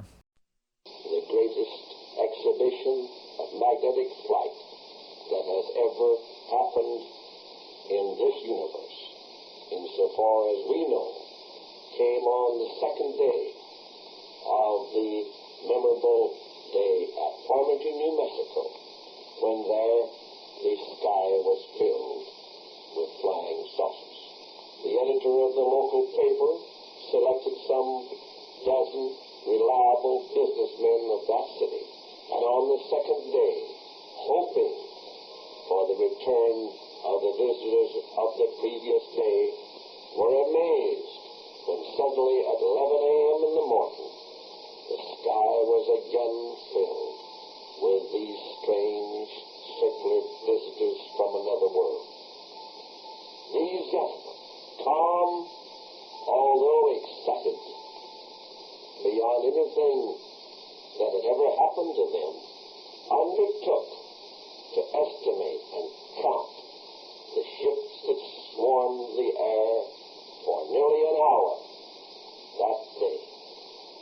And they reported that, in their judgment, there was between 400 and 500 ships that had flown into the vision of the people of that northern New Mexico town from another planet, from another world.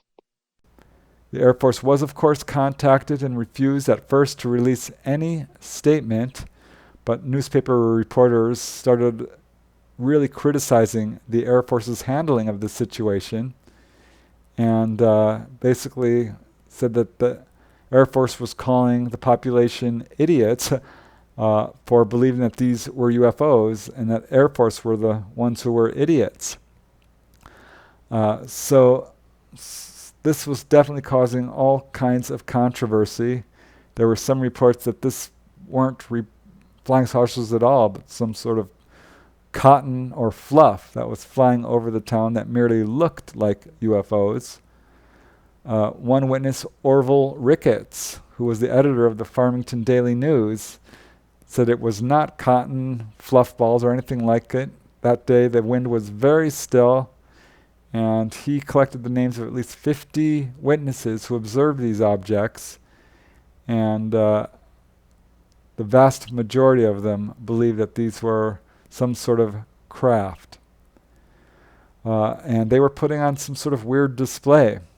As one Farmington resident, John Bloomfield, said, they appeared to be coming at each other head on, and at the last second one would veer at right angles upward, the other at right angles downward. One vehicle would pass another, and immediately the one to the rear would take the lead. All I know is that I saw something up there in the sky that I never saw before. Another resident was Marlowe Webb, and is absolutely convinced that these were strange craft. Another resident said he watched the objects through a theodolite and measured their speed at 1,000 miles per hour. Another resident was Captain Clayton J. Body, and he watched this display with a group of 5 businessmen and agreed that they saw more than 100 of these silver-colored disc-shaped objects. They contacted the Air Force, who denied anything and said it didn't happen. And So many people saw this, and they came for a short while, maybe anywhere from 10 minutes to an hour, according to different reports by witnesses. But many people saw this. Another witness was Johnny Eaton. He said, "I've never seen anything like it in my life." And he was actually approached the next day by military officials who interviewed him and told him it was balloons. But there were at least 2 waves of sightings. And after these sightings occurred, the Air Force was contacted and asked for an explanation. And their only explanation was, there's nothing to it. And later, Major Edward Ruppelt also tried to debunk the sighting, say that it was perhaps a skyhook balloon, which had shattered into thousands of little pieces, which the witnesses don't agree with. Whatever the explanation, this Farmington UFO display remains unparalleled in UFO history, and it actually took place on what some people believe is the 1-year anniversary of the alleged UFO crash at Aztec, and that perhaps the ETs were acknowledging the date of the Aztec crash and were sort of memorializing it. At any rate, it's a very well-known and highly unusual incident which everyone should know about, and that's why I gave it the number 3 spot. And now we get to the number 2 case, which I chose, the Socorro UFO landing. This is one of the most famous, well-verified UFO landings in all of UFO history. It occurred outside of the small town of Socorro, New Mexico on April 24th, 1964. Unknown to many, there was several sightings immediately prior to this event. Around 5 p.m. before this landing, 2 witnesses, Paul Keyes and Larry Kratzer, were about a mile southwest of Socorro when they saw a strange object hovering over the ground. It was shiny and reflective, and one of the witnesses said it had a strange red marking on the right side, and he wondered if it was perhaps some sort of secret aircraft. And it was just a short time later when another witness, Opal Grinder, who was a gas station attendant at the Socorro gas station, said that he was assisting a customer when the customer explained that he had seen a strange egg-shaped craft fly overhead as he was traveling northward on Highway 85, and it disappeared behind a mesa, and he saw a speeding police car race by, which is probably Lonnie Zamora, because at this exact time, Socorro police officer Lonnie Zamora was in pursuit of a speeding motorist when he heard a loud roaring sound, looked towards the source of the noise, and saw a bright flaming object land behind a small hill near the location of a dynamite shack. He thought at first the shack had exploded, and he drove to the top of the hill, and to his shock, this shiny type object landed next to the road, and he saw 2 short figures standing next to it, and they appeared to be working on the object. He first thought perhaps it was an auto accident and radioed headquarters that there was, in fact, an auto accident. But as he approached to within 100 feet, he realized that this was no auto accident. As he says, it looked at first like a car upside down. I thought some kids might have turned it over. I saw 2 people in white coveralls very close to the object. One of these persons seemed to turn and look straight at my car and seemed startled, seemed to quickly jump somewhat. At this time I began moving my car towards them, quickly, with the idea to help. The object was like aluminum, was whitish against the mesa background, not chrome, seemed oval in shape, and I at first glance took it to be an overturned white car. The car appeared turned up, like standing on the radiator or trunk, at this first glance. The only time I saw these 2 persons was when I had stopped for possibly 2 seconds or so to glance at this object. These persons appeared normal in shape, but possibly they were small adults or large kids. So he drove closer. He lost sight of the object behind a hill for just a few seconds, but as he crested the hill, the figures were no longer visible. The craft was sitting on landing gear, and at this point he heard loud thumping sounds followed by a loud roar, and this craft rose upward, emitting a blast of flame. He jumped behind his car for protection, and says that this object rose upward, went right over the dynamite shack. The flame became extinguished. A loud whining sound replaced the loud roaring sound, and the craft flew away in a bobbing motion at low altitude. And at this point he could see this red-colored arrow-like symbol. He says it was about 2 feet wide on the side of this object.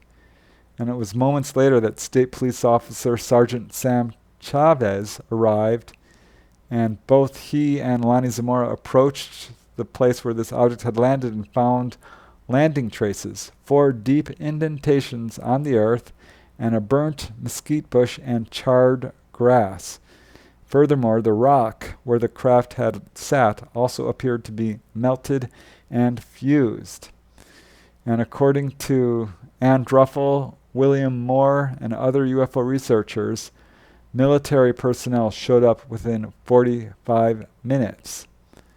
And it turned out that Lonnie Zamora knew Dr. Lincoln LaPaz and told him about the sighting, so the Air Force showed up as well. J. Allen Hynek came to the scene. He measured the landing marks. He was somewhat skeptical at this point of UFOs, but after investigating this particular case, came away absolutely baffled and said it was, quote, one of the Air Force's major UFO sightings in the history of the Air Force's consideration of this subject. This was not far from the local Socorro airport, and Hynek was surprised that it did not appear on airport radar, though Jim and Coral Lorenzen found out later that the Socorro Airport radar tower was not functioning at this time. And the Air Force did show up.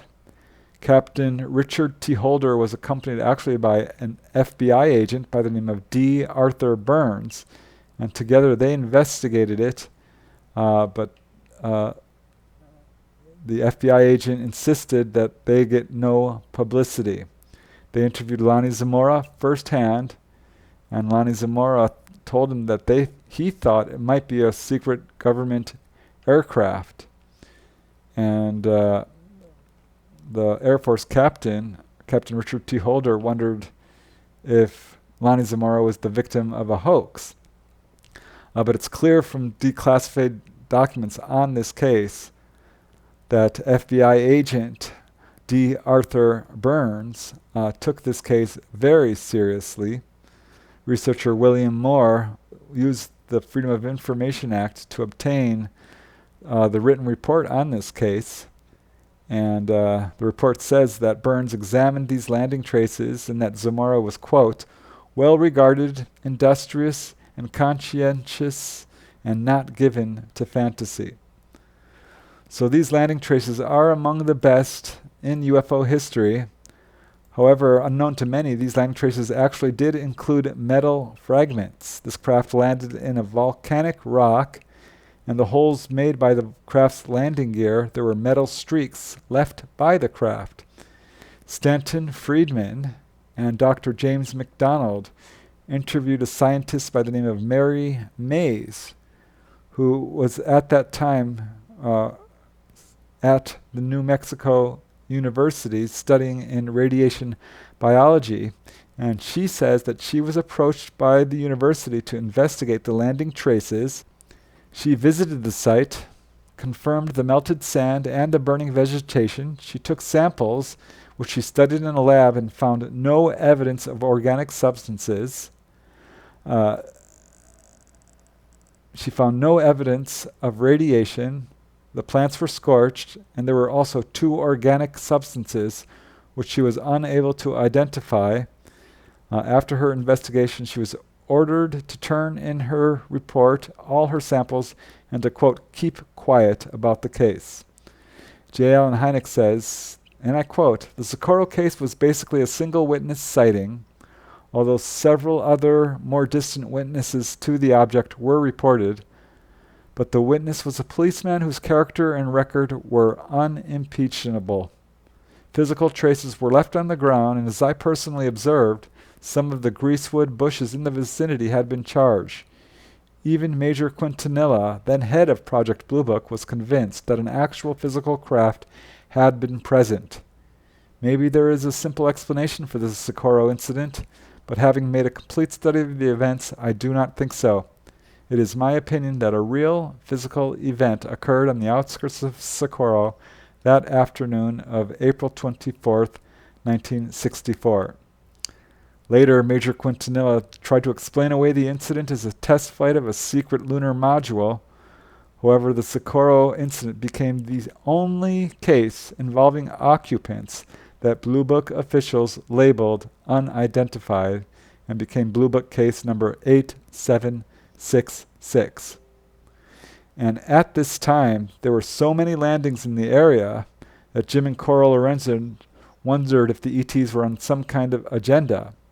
As they write, the Socorro case had been preceded by some unexplained and in some cases terrifying incidents around the White Sands Proving Grounds, Holloman Air Force Base, integrated range.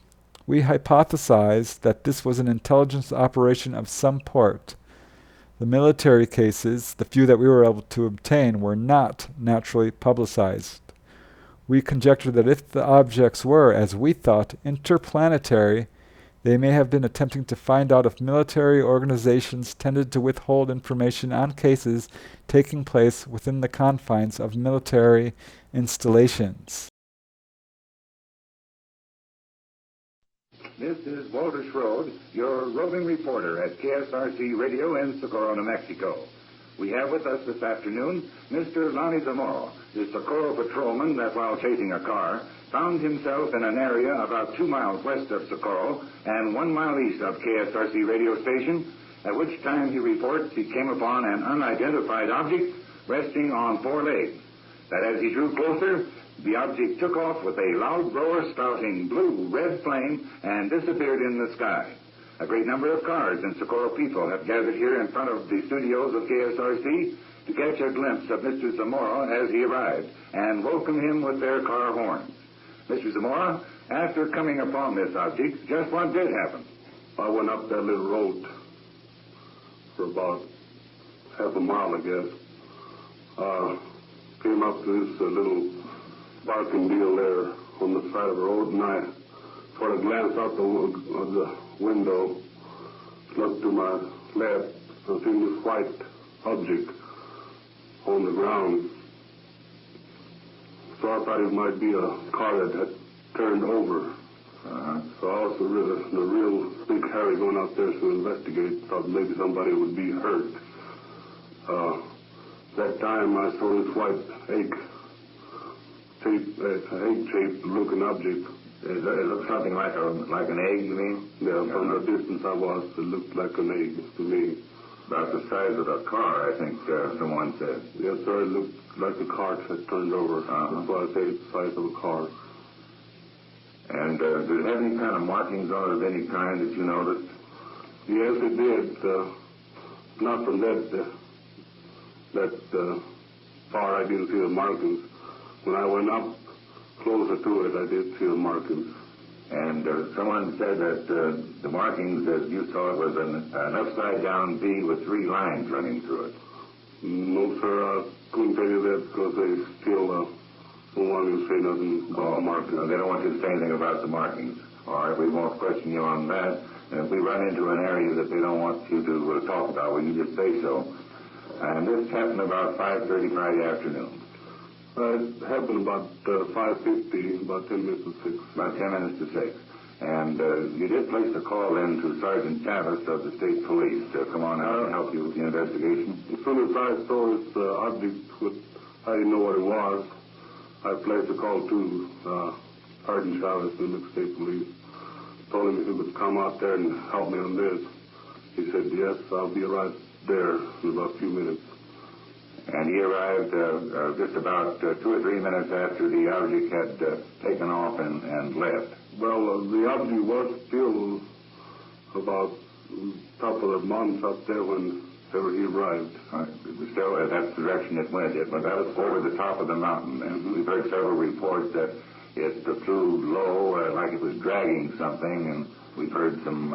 It was very low to the ground. At the time I was seeing it, it was very low to the ground, up to the perlite mill there, and then it started gaining altitude.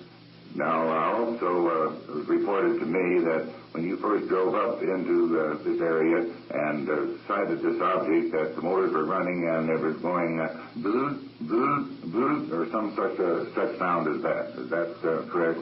I couldn't say because it happened so fast. I started running. I was scared. Well, I don't blame you. The thoughts of it even scares me yet.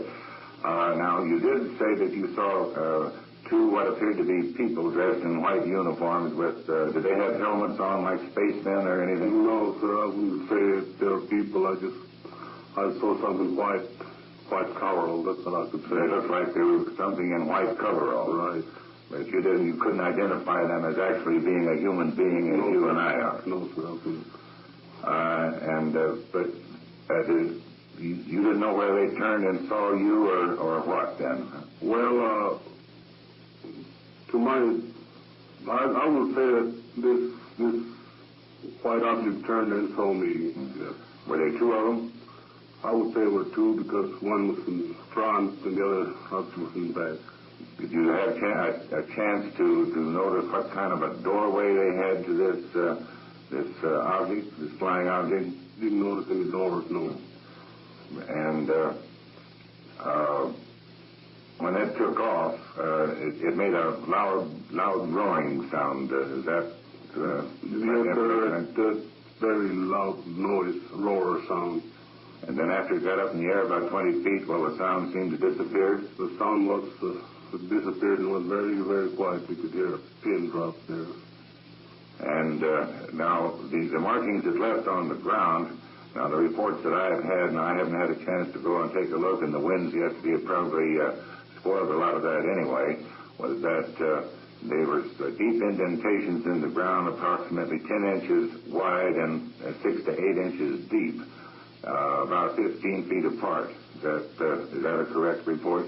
Well, I would say it was about 19 feet apart of the prints.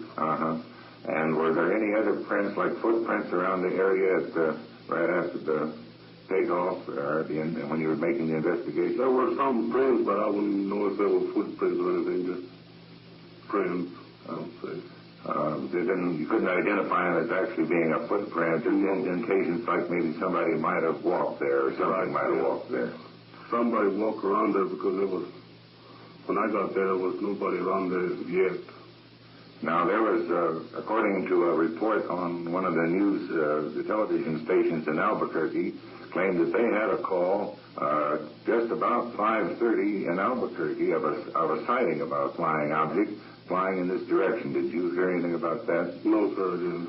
Which, if that be true, means that someone in Albuquerque saw this object flying in this direction just prior to your sighting it. And which corroborates the fact that there was something here. Now, it's the feeling, I get the feeling, at least Lonnie, as with the people I've talked to and they were out in the area, that they are quite sure that something landed there and something took off from this spot because of not only the imprint that is left in the ground, but the fires that it started and the method of which the fire or the power that it was, whatever it was using, kind of spread itself as it took off. Is that right? Right. I know there was something out there because I seen it. And what was your immediate reaction as soon as you realized that this thing might be an object from outer space? Well, I didn't think it would be an object from outer space because I don't believe in things like this from outer space. Well, it was something that you'd never seen before, and it was enough to scare you to run in the other direction. Well, what scared me was the loud noise and the flame that it had under it. It had a large flame then as it took off. Was it a yellow flame or? It was a bluish, orange flame. I thought this object was going to blow out. That's why I started running back. And did you notice whether these arms that it was sitting on retracted back into the object as it flew away? Or you didn't have time. And besides just running in the other direction by that time, I would have done too. Are there any other things about this sighting that you think our listening audience might be interested in, or something that you'll be allowed to tell us? No, that's all I saw. And did it disappear into the high sky after it got over around the perlite, or just Yes, it flew low to the perlite mine, then from there on, it just so fast that you could barely view. Right straight up in the air? You had to be paying attention to what you were looking at to see what it was doing. Well, do you think we're going to get any more of them around here? Hope not immediately. Well, it was quite an interesting experience, I'm sure, and it has caused an awful lot of comment. Did the investigators that were called in make any comments at all in one direction or the other, with the exception of that they do not have any such object in this area? Oh, they're still puzzled themselves, yes. And there's been no report on the samplings they took of the area around there from the burning brush and the area that the blast hit the ground. That might give them a clue as to what kind of power was being used on this. No, sir, no. Well, I think I've just about covered it here. Let's see. It wasn't dragging anything. We had a report that it was dragging something as it led. No, I wouldn't say it was dragging nothing, just low to the ground. And you can't think of anything else then about the sighting of this flying object that our listening audience might be interested in? No, that's all I'll say now. Well, Lonnie, I'm sure you've been getting an awful lot of questions and a lot of inquiry, and I imagine you're beginning to get a little tired of it, actually, for so many people calling and asking you about it. Maybe this will be one way to keep too many people from having you have to go through the story over and over again. Right. Well, it's been a real pleasure talking to you, Mr. Lonnie Zamora. This is the gentleman, the Socorro patrolman, that Friday at around 10 minutes to 6 come up on an object, a flying object, an unidentified flying object, as the government prefers to call them. Excuse me, Walter, I've got some military people that the service officer want to talk to me now. I believe they're from UFO. Well, you have some military people that are here from UFO to talk to you right now and to ask you some more questions about this. And they have not in any way tried to indicate that they didn't want us to cover this type of a news. No, sir, I just don't know if I was going to come here and talk to you on the radio station. Is this all right? Well, that's fine, and we would be interested in knowing what they think about it if they will allow it. And after you get through talking to them, if you would call us back here at KSRC and to give us some of the information that they might allow you to let us broadcast. We'd be glad to. All right. And Mr. Zamora, I hope that you don't come upon any more of these objects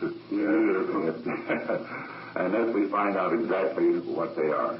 So it's been a pleasure, Mr. Zamora, having you in our studios, and we want to thank you, and I know our listeners thank you, and this is expressed by the great number of cars that are out here in front of our studios just to get a glimpse of what we might call a Socorro celebrity right at the moment. Thank you again, Mr. Zamora. It's been very nice having you in our KSRC studios.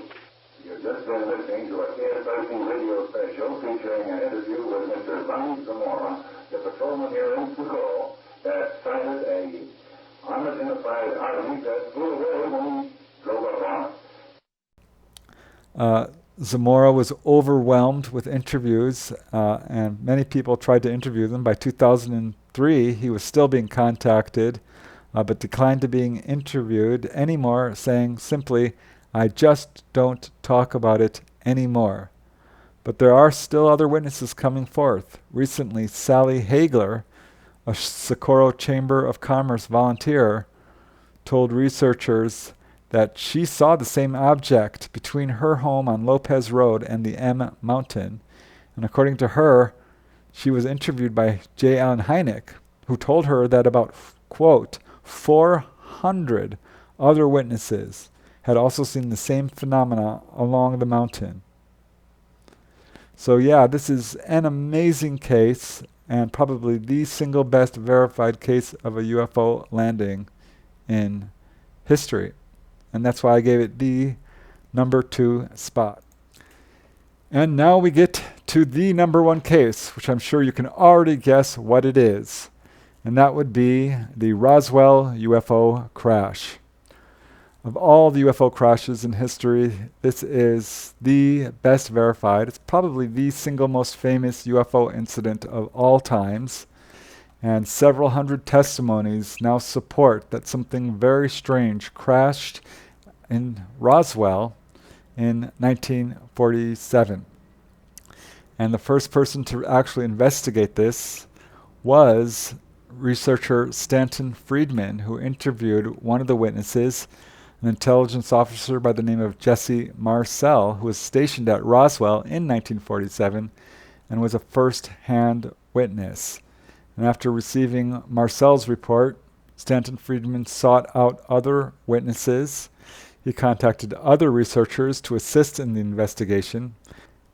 And the first book on the case, The Roswell Incident, was written by William Moore and Charles Burlist, based largely on Stanton Friedman's research.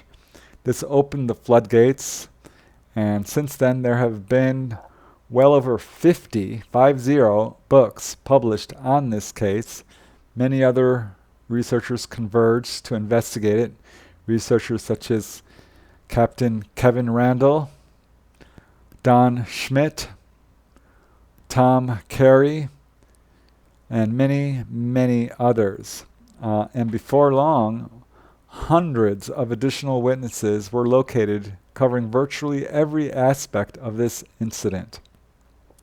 Researchers have interviewed everybody who was involved, from the radar operators who first saw the craft on radar, the rancher who discovered the wreckage, people who actually saw this object coming down, officers who were called to the scene, the soldiers who guarded it, the pilots who flew the wreckage, the people who examined the bodies, the scientists who attempted to study the craft, and so on. And today this craft has been so thoroughly researched that it has become the granddaddy of all UFO cases.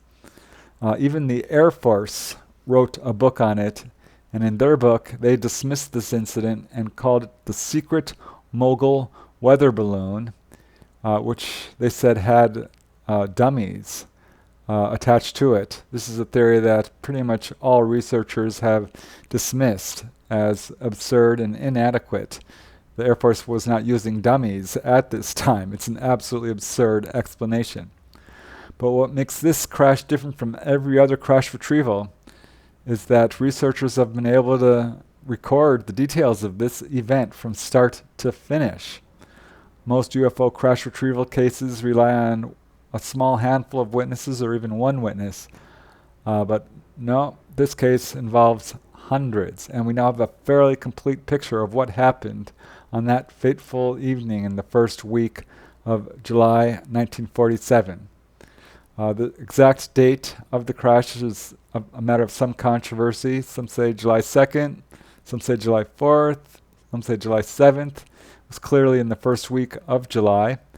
At any rate, on the evening of this alleged crash, there was a severe lightning storm over Roswell, and a large metallic craft, apparently disc-shaped, was piloted by 4 short humanoid beings. And this craft somehow became disabled. Whether it was struck by lightning or if radar interfered with it is unknown for sure. But this craft was unable to remain aloft. It fell downward and crashed onto the ground in a ranch north of Roswell, created a long gouge in the earth, took off again, traveled a few miles, and landed on the neighboring sheep ranch owned by Mac Brazel. After a few moments, it took off again, leaving an area of ground burned and fused by high temperatures, traveled a short distance when it malfunctioned again, crashed to the ground violently, exploding and disintegrating what appears to be the outer shell of the craft. It bounced several times, digging a shallow gouge into the earth and showering considerable debris along a quarter mile. Brazel heard this explosion and decided he was going to check it the next morning. The craft apparently took off again, flew over the nearby Capitan Mountains.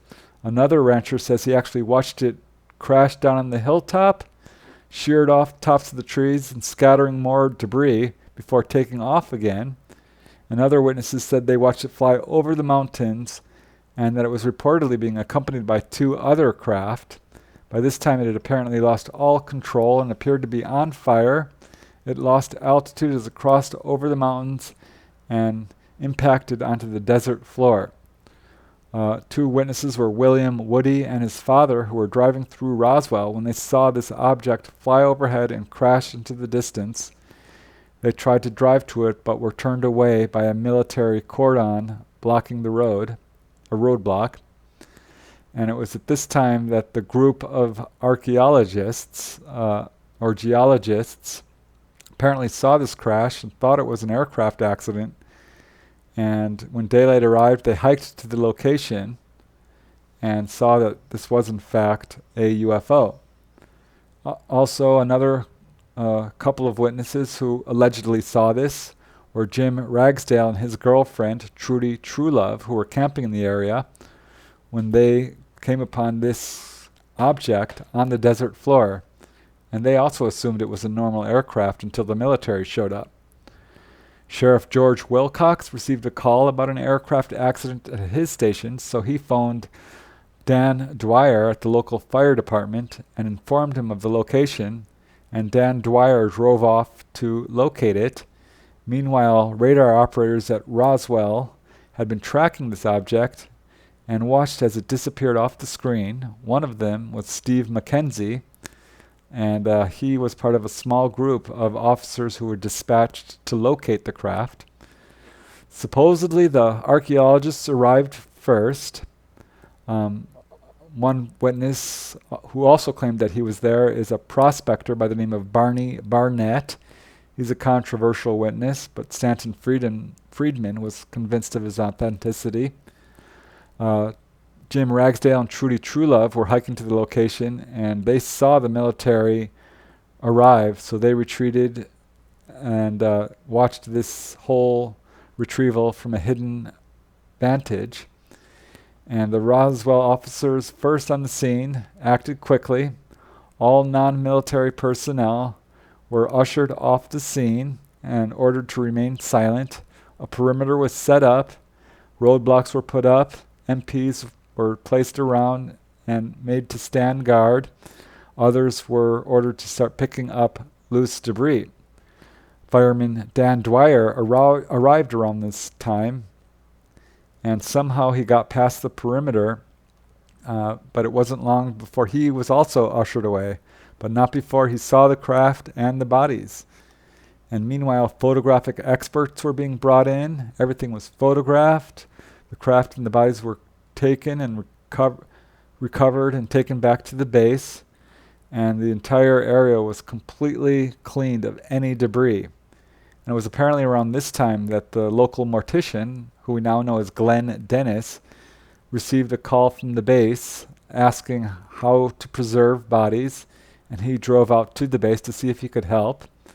Meanwhile, rancher Mac Brazel woke the next morning and was exploring his property when he came upon the now famous Roswell debris field. And he said it was covering a large portion of his land, and he was pretty upset about it because it was going to take him a long time to clean up. He said the debris consisted of 3 main types: a thin foil type material, apparently metallic, but it could not be torn or burned, and it always resumed its original shape. A second type of debris was what we now know as the I-beams, which were very light, like balsa wood, but had pastel purple hieroglyphic-like symbols on them, and could not be broken, burned, or dented. And also among the debris was strange wire-like filaments, like fiber optics. So he realized this was very unusual. He's seen weather balloons before. This was nothing like that. And he brought it to his neighbors, the Proctors, and they talked about the possibility that this was from a flying saucer, because many of them had been seen in the area recently.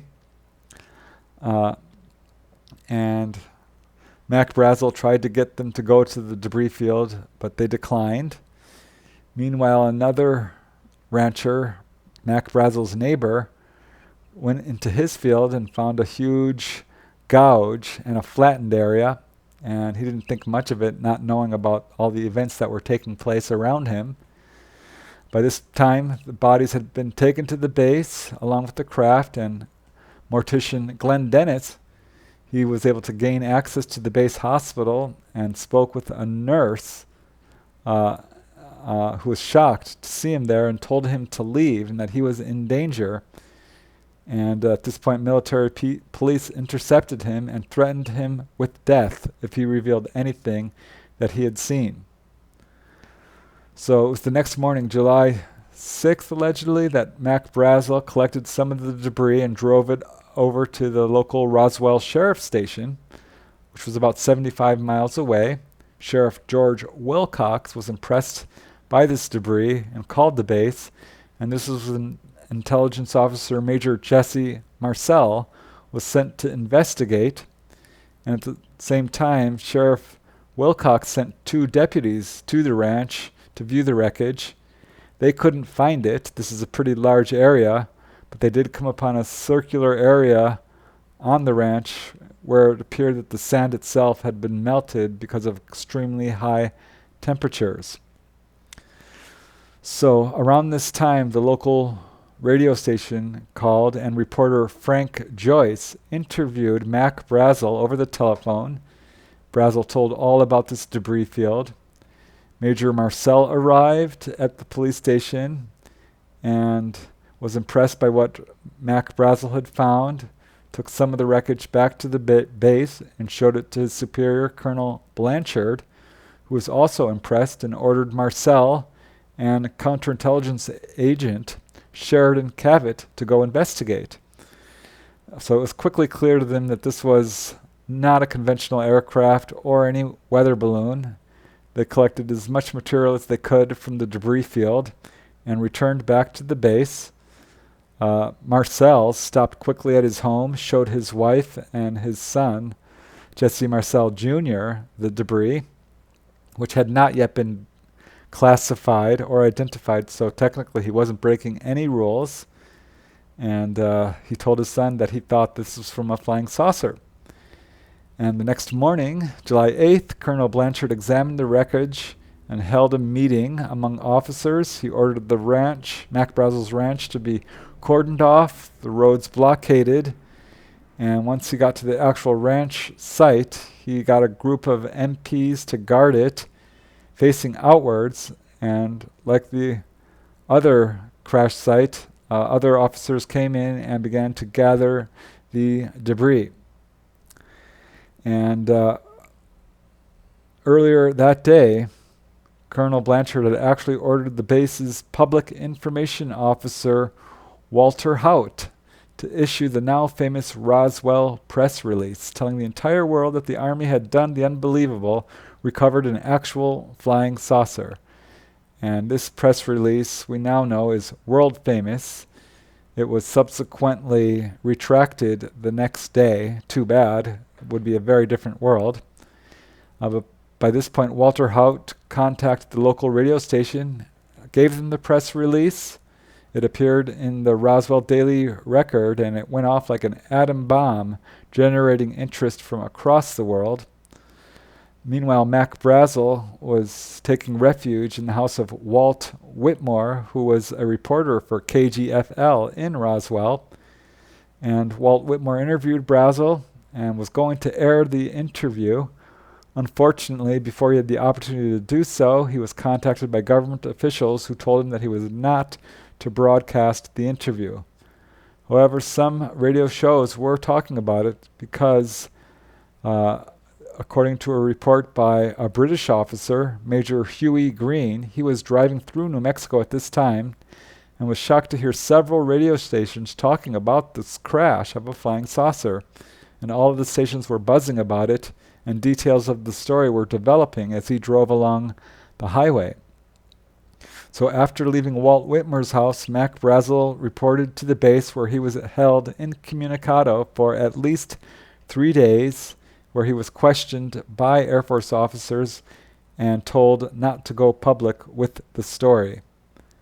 Whitmore was contacted and told not to air the interview about Mac Brazel, and instead Mac Brazel came and gave a seriously watered down version that had no mention of any flying saucer.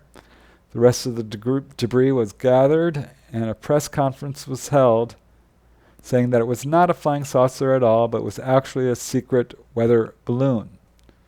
Meanwhile, the mortician Glenn Dennis contacted the nurse, and she described the bodies in detail, drew sketches for him, so that they were very slender beings with oversized heads, and she was allegedly killed in a plane crash a few weeks later, and her identity has never been verified. But as more wreckage began to come to the base, excitement mounted. According to researcher Ruben Anaya, he and Senator Joseph Montoya, who was then New Mexico's lieutenant governor, were both present on the base at the time of the incident. And according to Anaya, the Lieutenant Governor Montoya was, quote, very, very scared, and said that he had seen, quote, 4 little men, and described them very much like the nurse did. Said that they were wearing tight-fitting one-piece jumpsuits, and told Anaya, quote, I tell you, they are not from this world. Montoya has made no comment regarding Anaya's revelations. So more witnesses. July 7th, Lydia Sleppy, who was an administrator at the KOAT radio in Albuquerque, says that local reporter Johnny McBoyle called their station to reveal the Roswell crash, and McBoyle said he'd been to the site, seen the craft, which was all crumpled, and he was sending his report through the teletype when the machine stopped. And he returned to the phone, or the teletype now said, stop communication immediately, and McBoyle told Sleppy, forget about it, you never heard it, you're not supposed to know, don't talk about it to anyone. And at this point, many of the civilian witnesses who were involved in this were threatened to remain silent. And as Kevin Randall says, quote, if nothing extraordinary happened at Roswell, why the extraordinary efforts to keep it secret?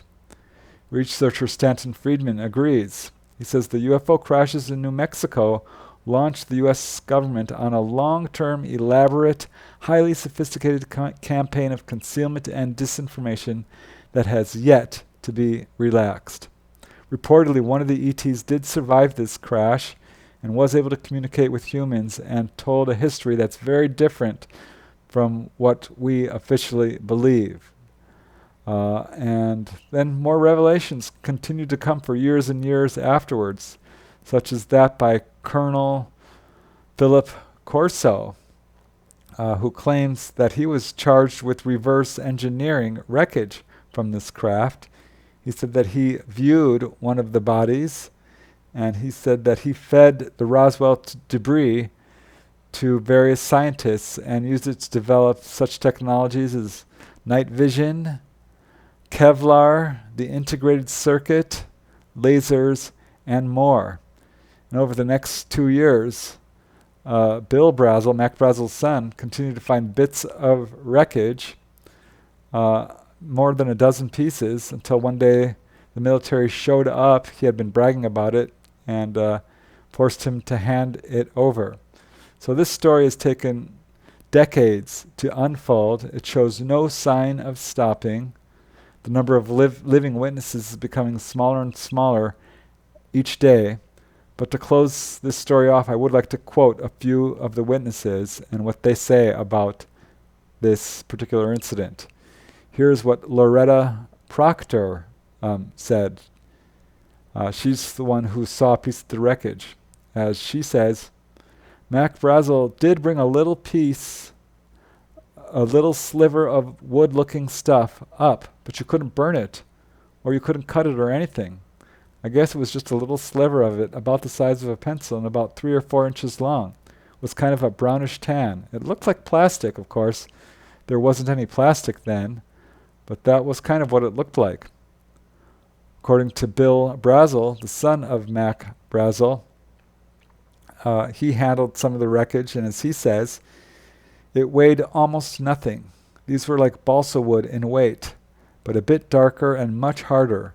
There were also several bits of metallic-like substance, something on the order of tinfoil, except the stuff wouldn't tear and was actually a bit darker in color than tinfoil, more like lead foil, except very thin and extremely light weight.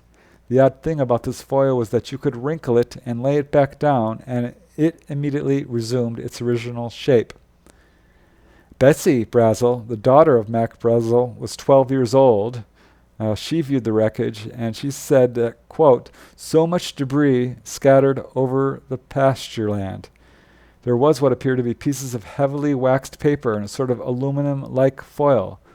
Some of these pieces had something like numbers and lettering on them, like pastel flowers or designs. It was all very light in weight, but there sure was a lot of it. We were told not to talk about this at all. Back in those days, when the military told you not to talk about something, it wasn't discussed." Intelligence Officer Major Jesse Marcel was the one who viewed the wreckage debris on Brazel's ranch, and he says, quote, "I saw a lot of wreckage, but no complete machine. It was definitely not a weather or tracking device, nor was it any plane or missile. What it was, we didn't know. We just picked up fragments. It was something I had never seen before, or since, for that matter. I didn't know what it was, but it certainly wasn't anything built by us, and it certainly wasn't any weather balloon." Jesse Marcel Jr. handled the wreckage, and he says, "The material was foil-like stuff, very thin metallic-like, but not metal, and very tough.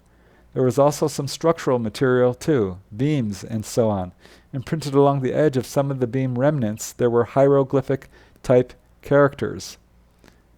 Jim Ragsdale, who viewed the wreckage from a distance, the actual craft, said, quote, "You could still see where it hit. One part was buried in the ground, and part of it was sticking out of the ground." And he also saw wreckage which looked like foil, and as he says, "You could take that stuff and wad it up, and it would straighten itself out." He saw the aliens, and he says they looked like bodies. They weren't very long, 4 or 5 feet long at the most.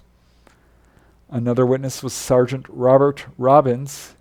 He was stationed at the base as an aircraft sheet metal repairman, and according to his widow, Anne, he told her that he was on the second site and saw the craft and the bodies, and he said this object looked like 2 saucers put together, that it had portholes around the perimeter, and that the entities had large pear-shaped heads with large black eyes, no apparent nose or mouth, and brownish skin, and one was still alive.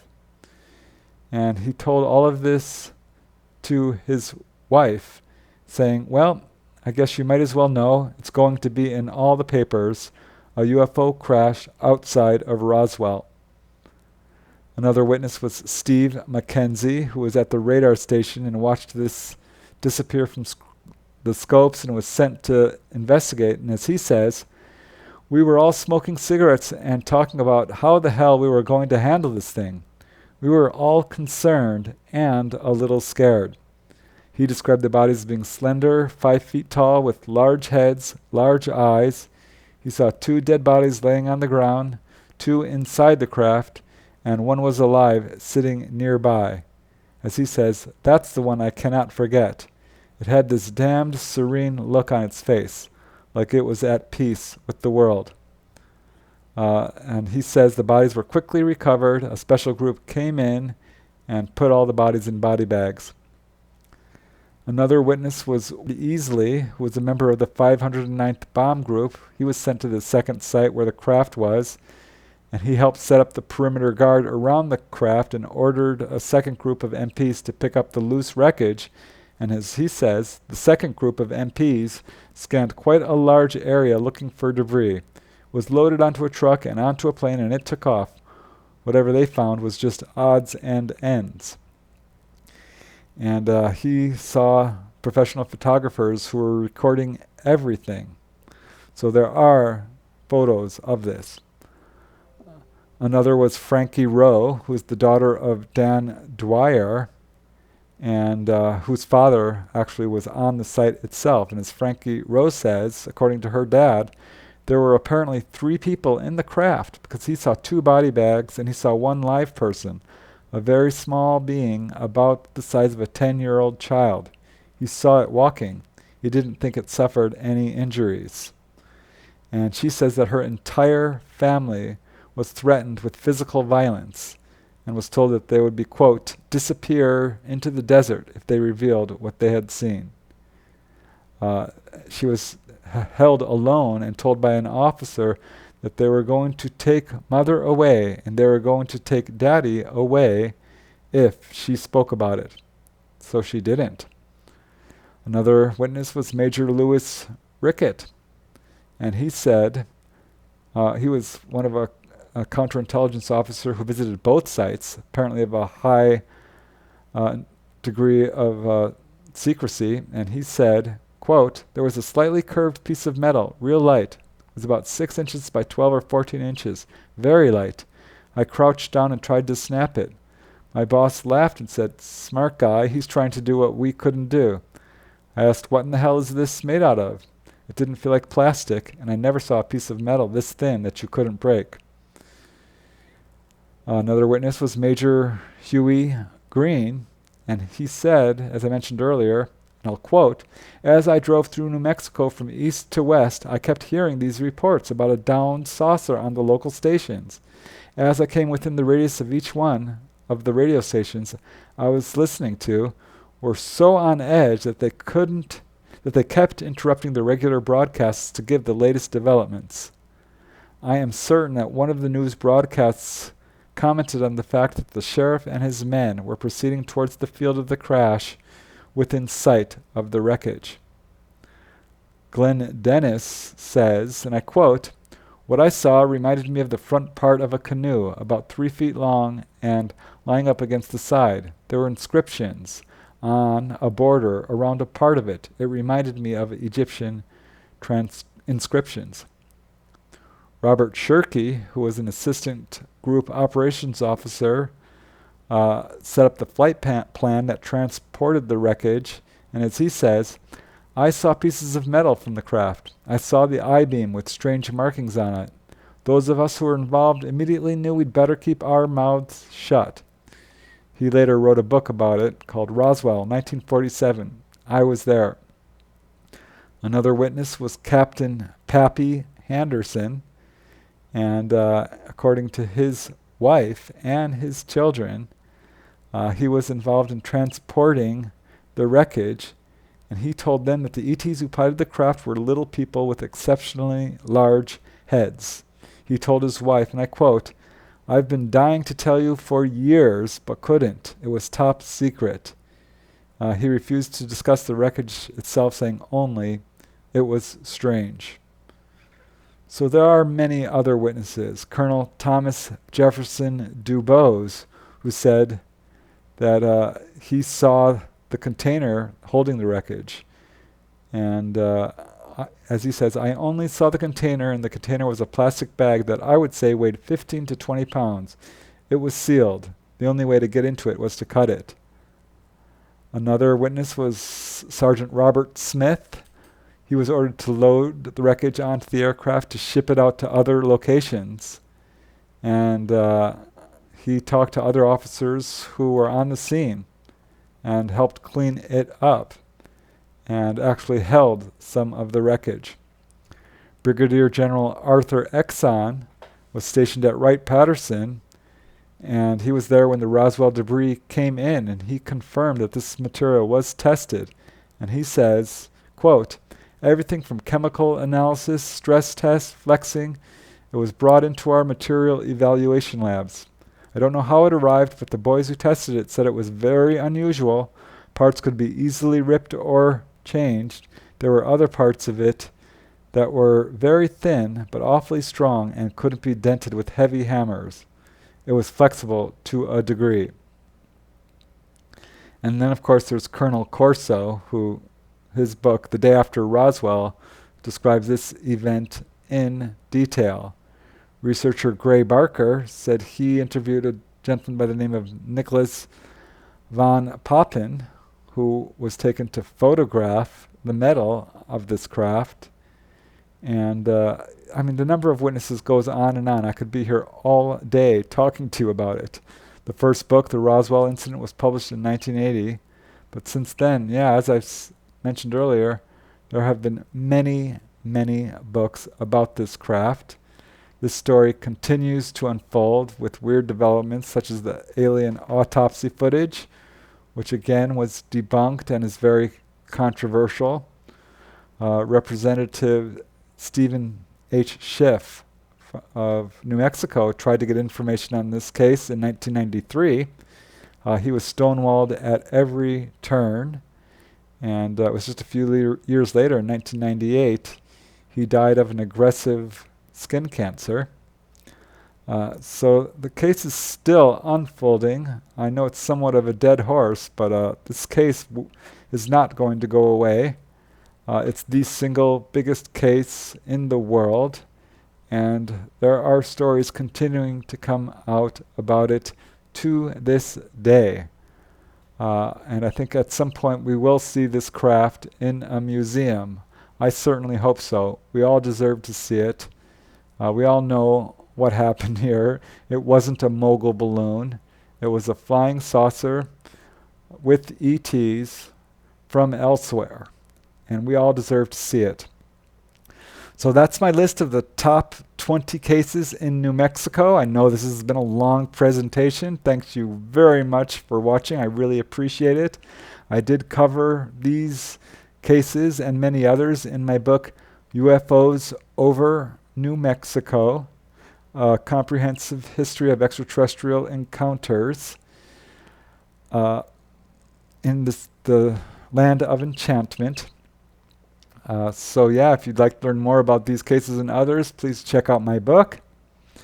But once again, thanks for listening. I really appreciate it. Until next time, keep having fun.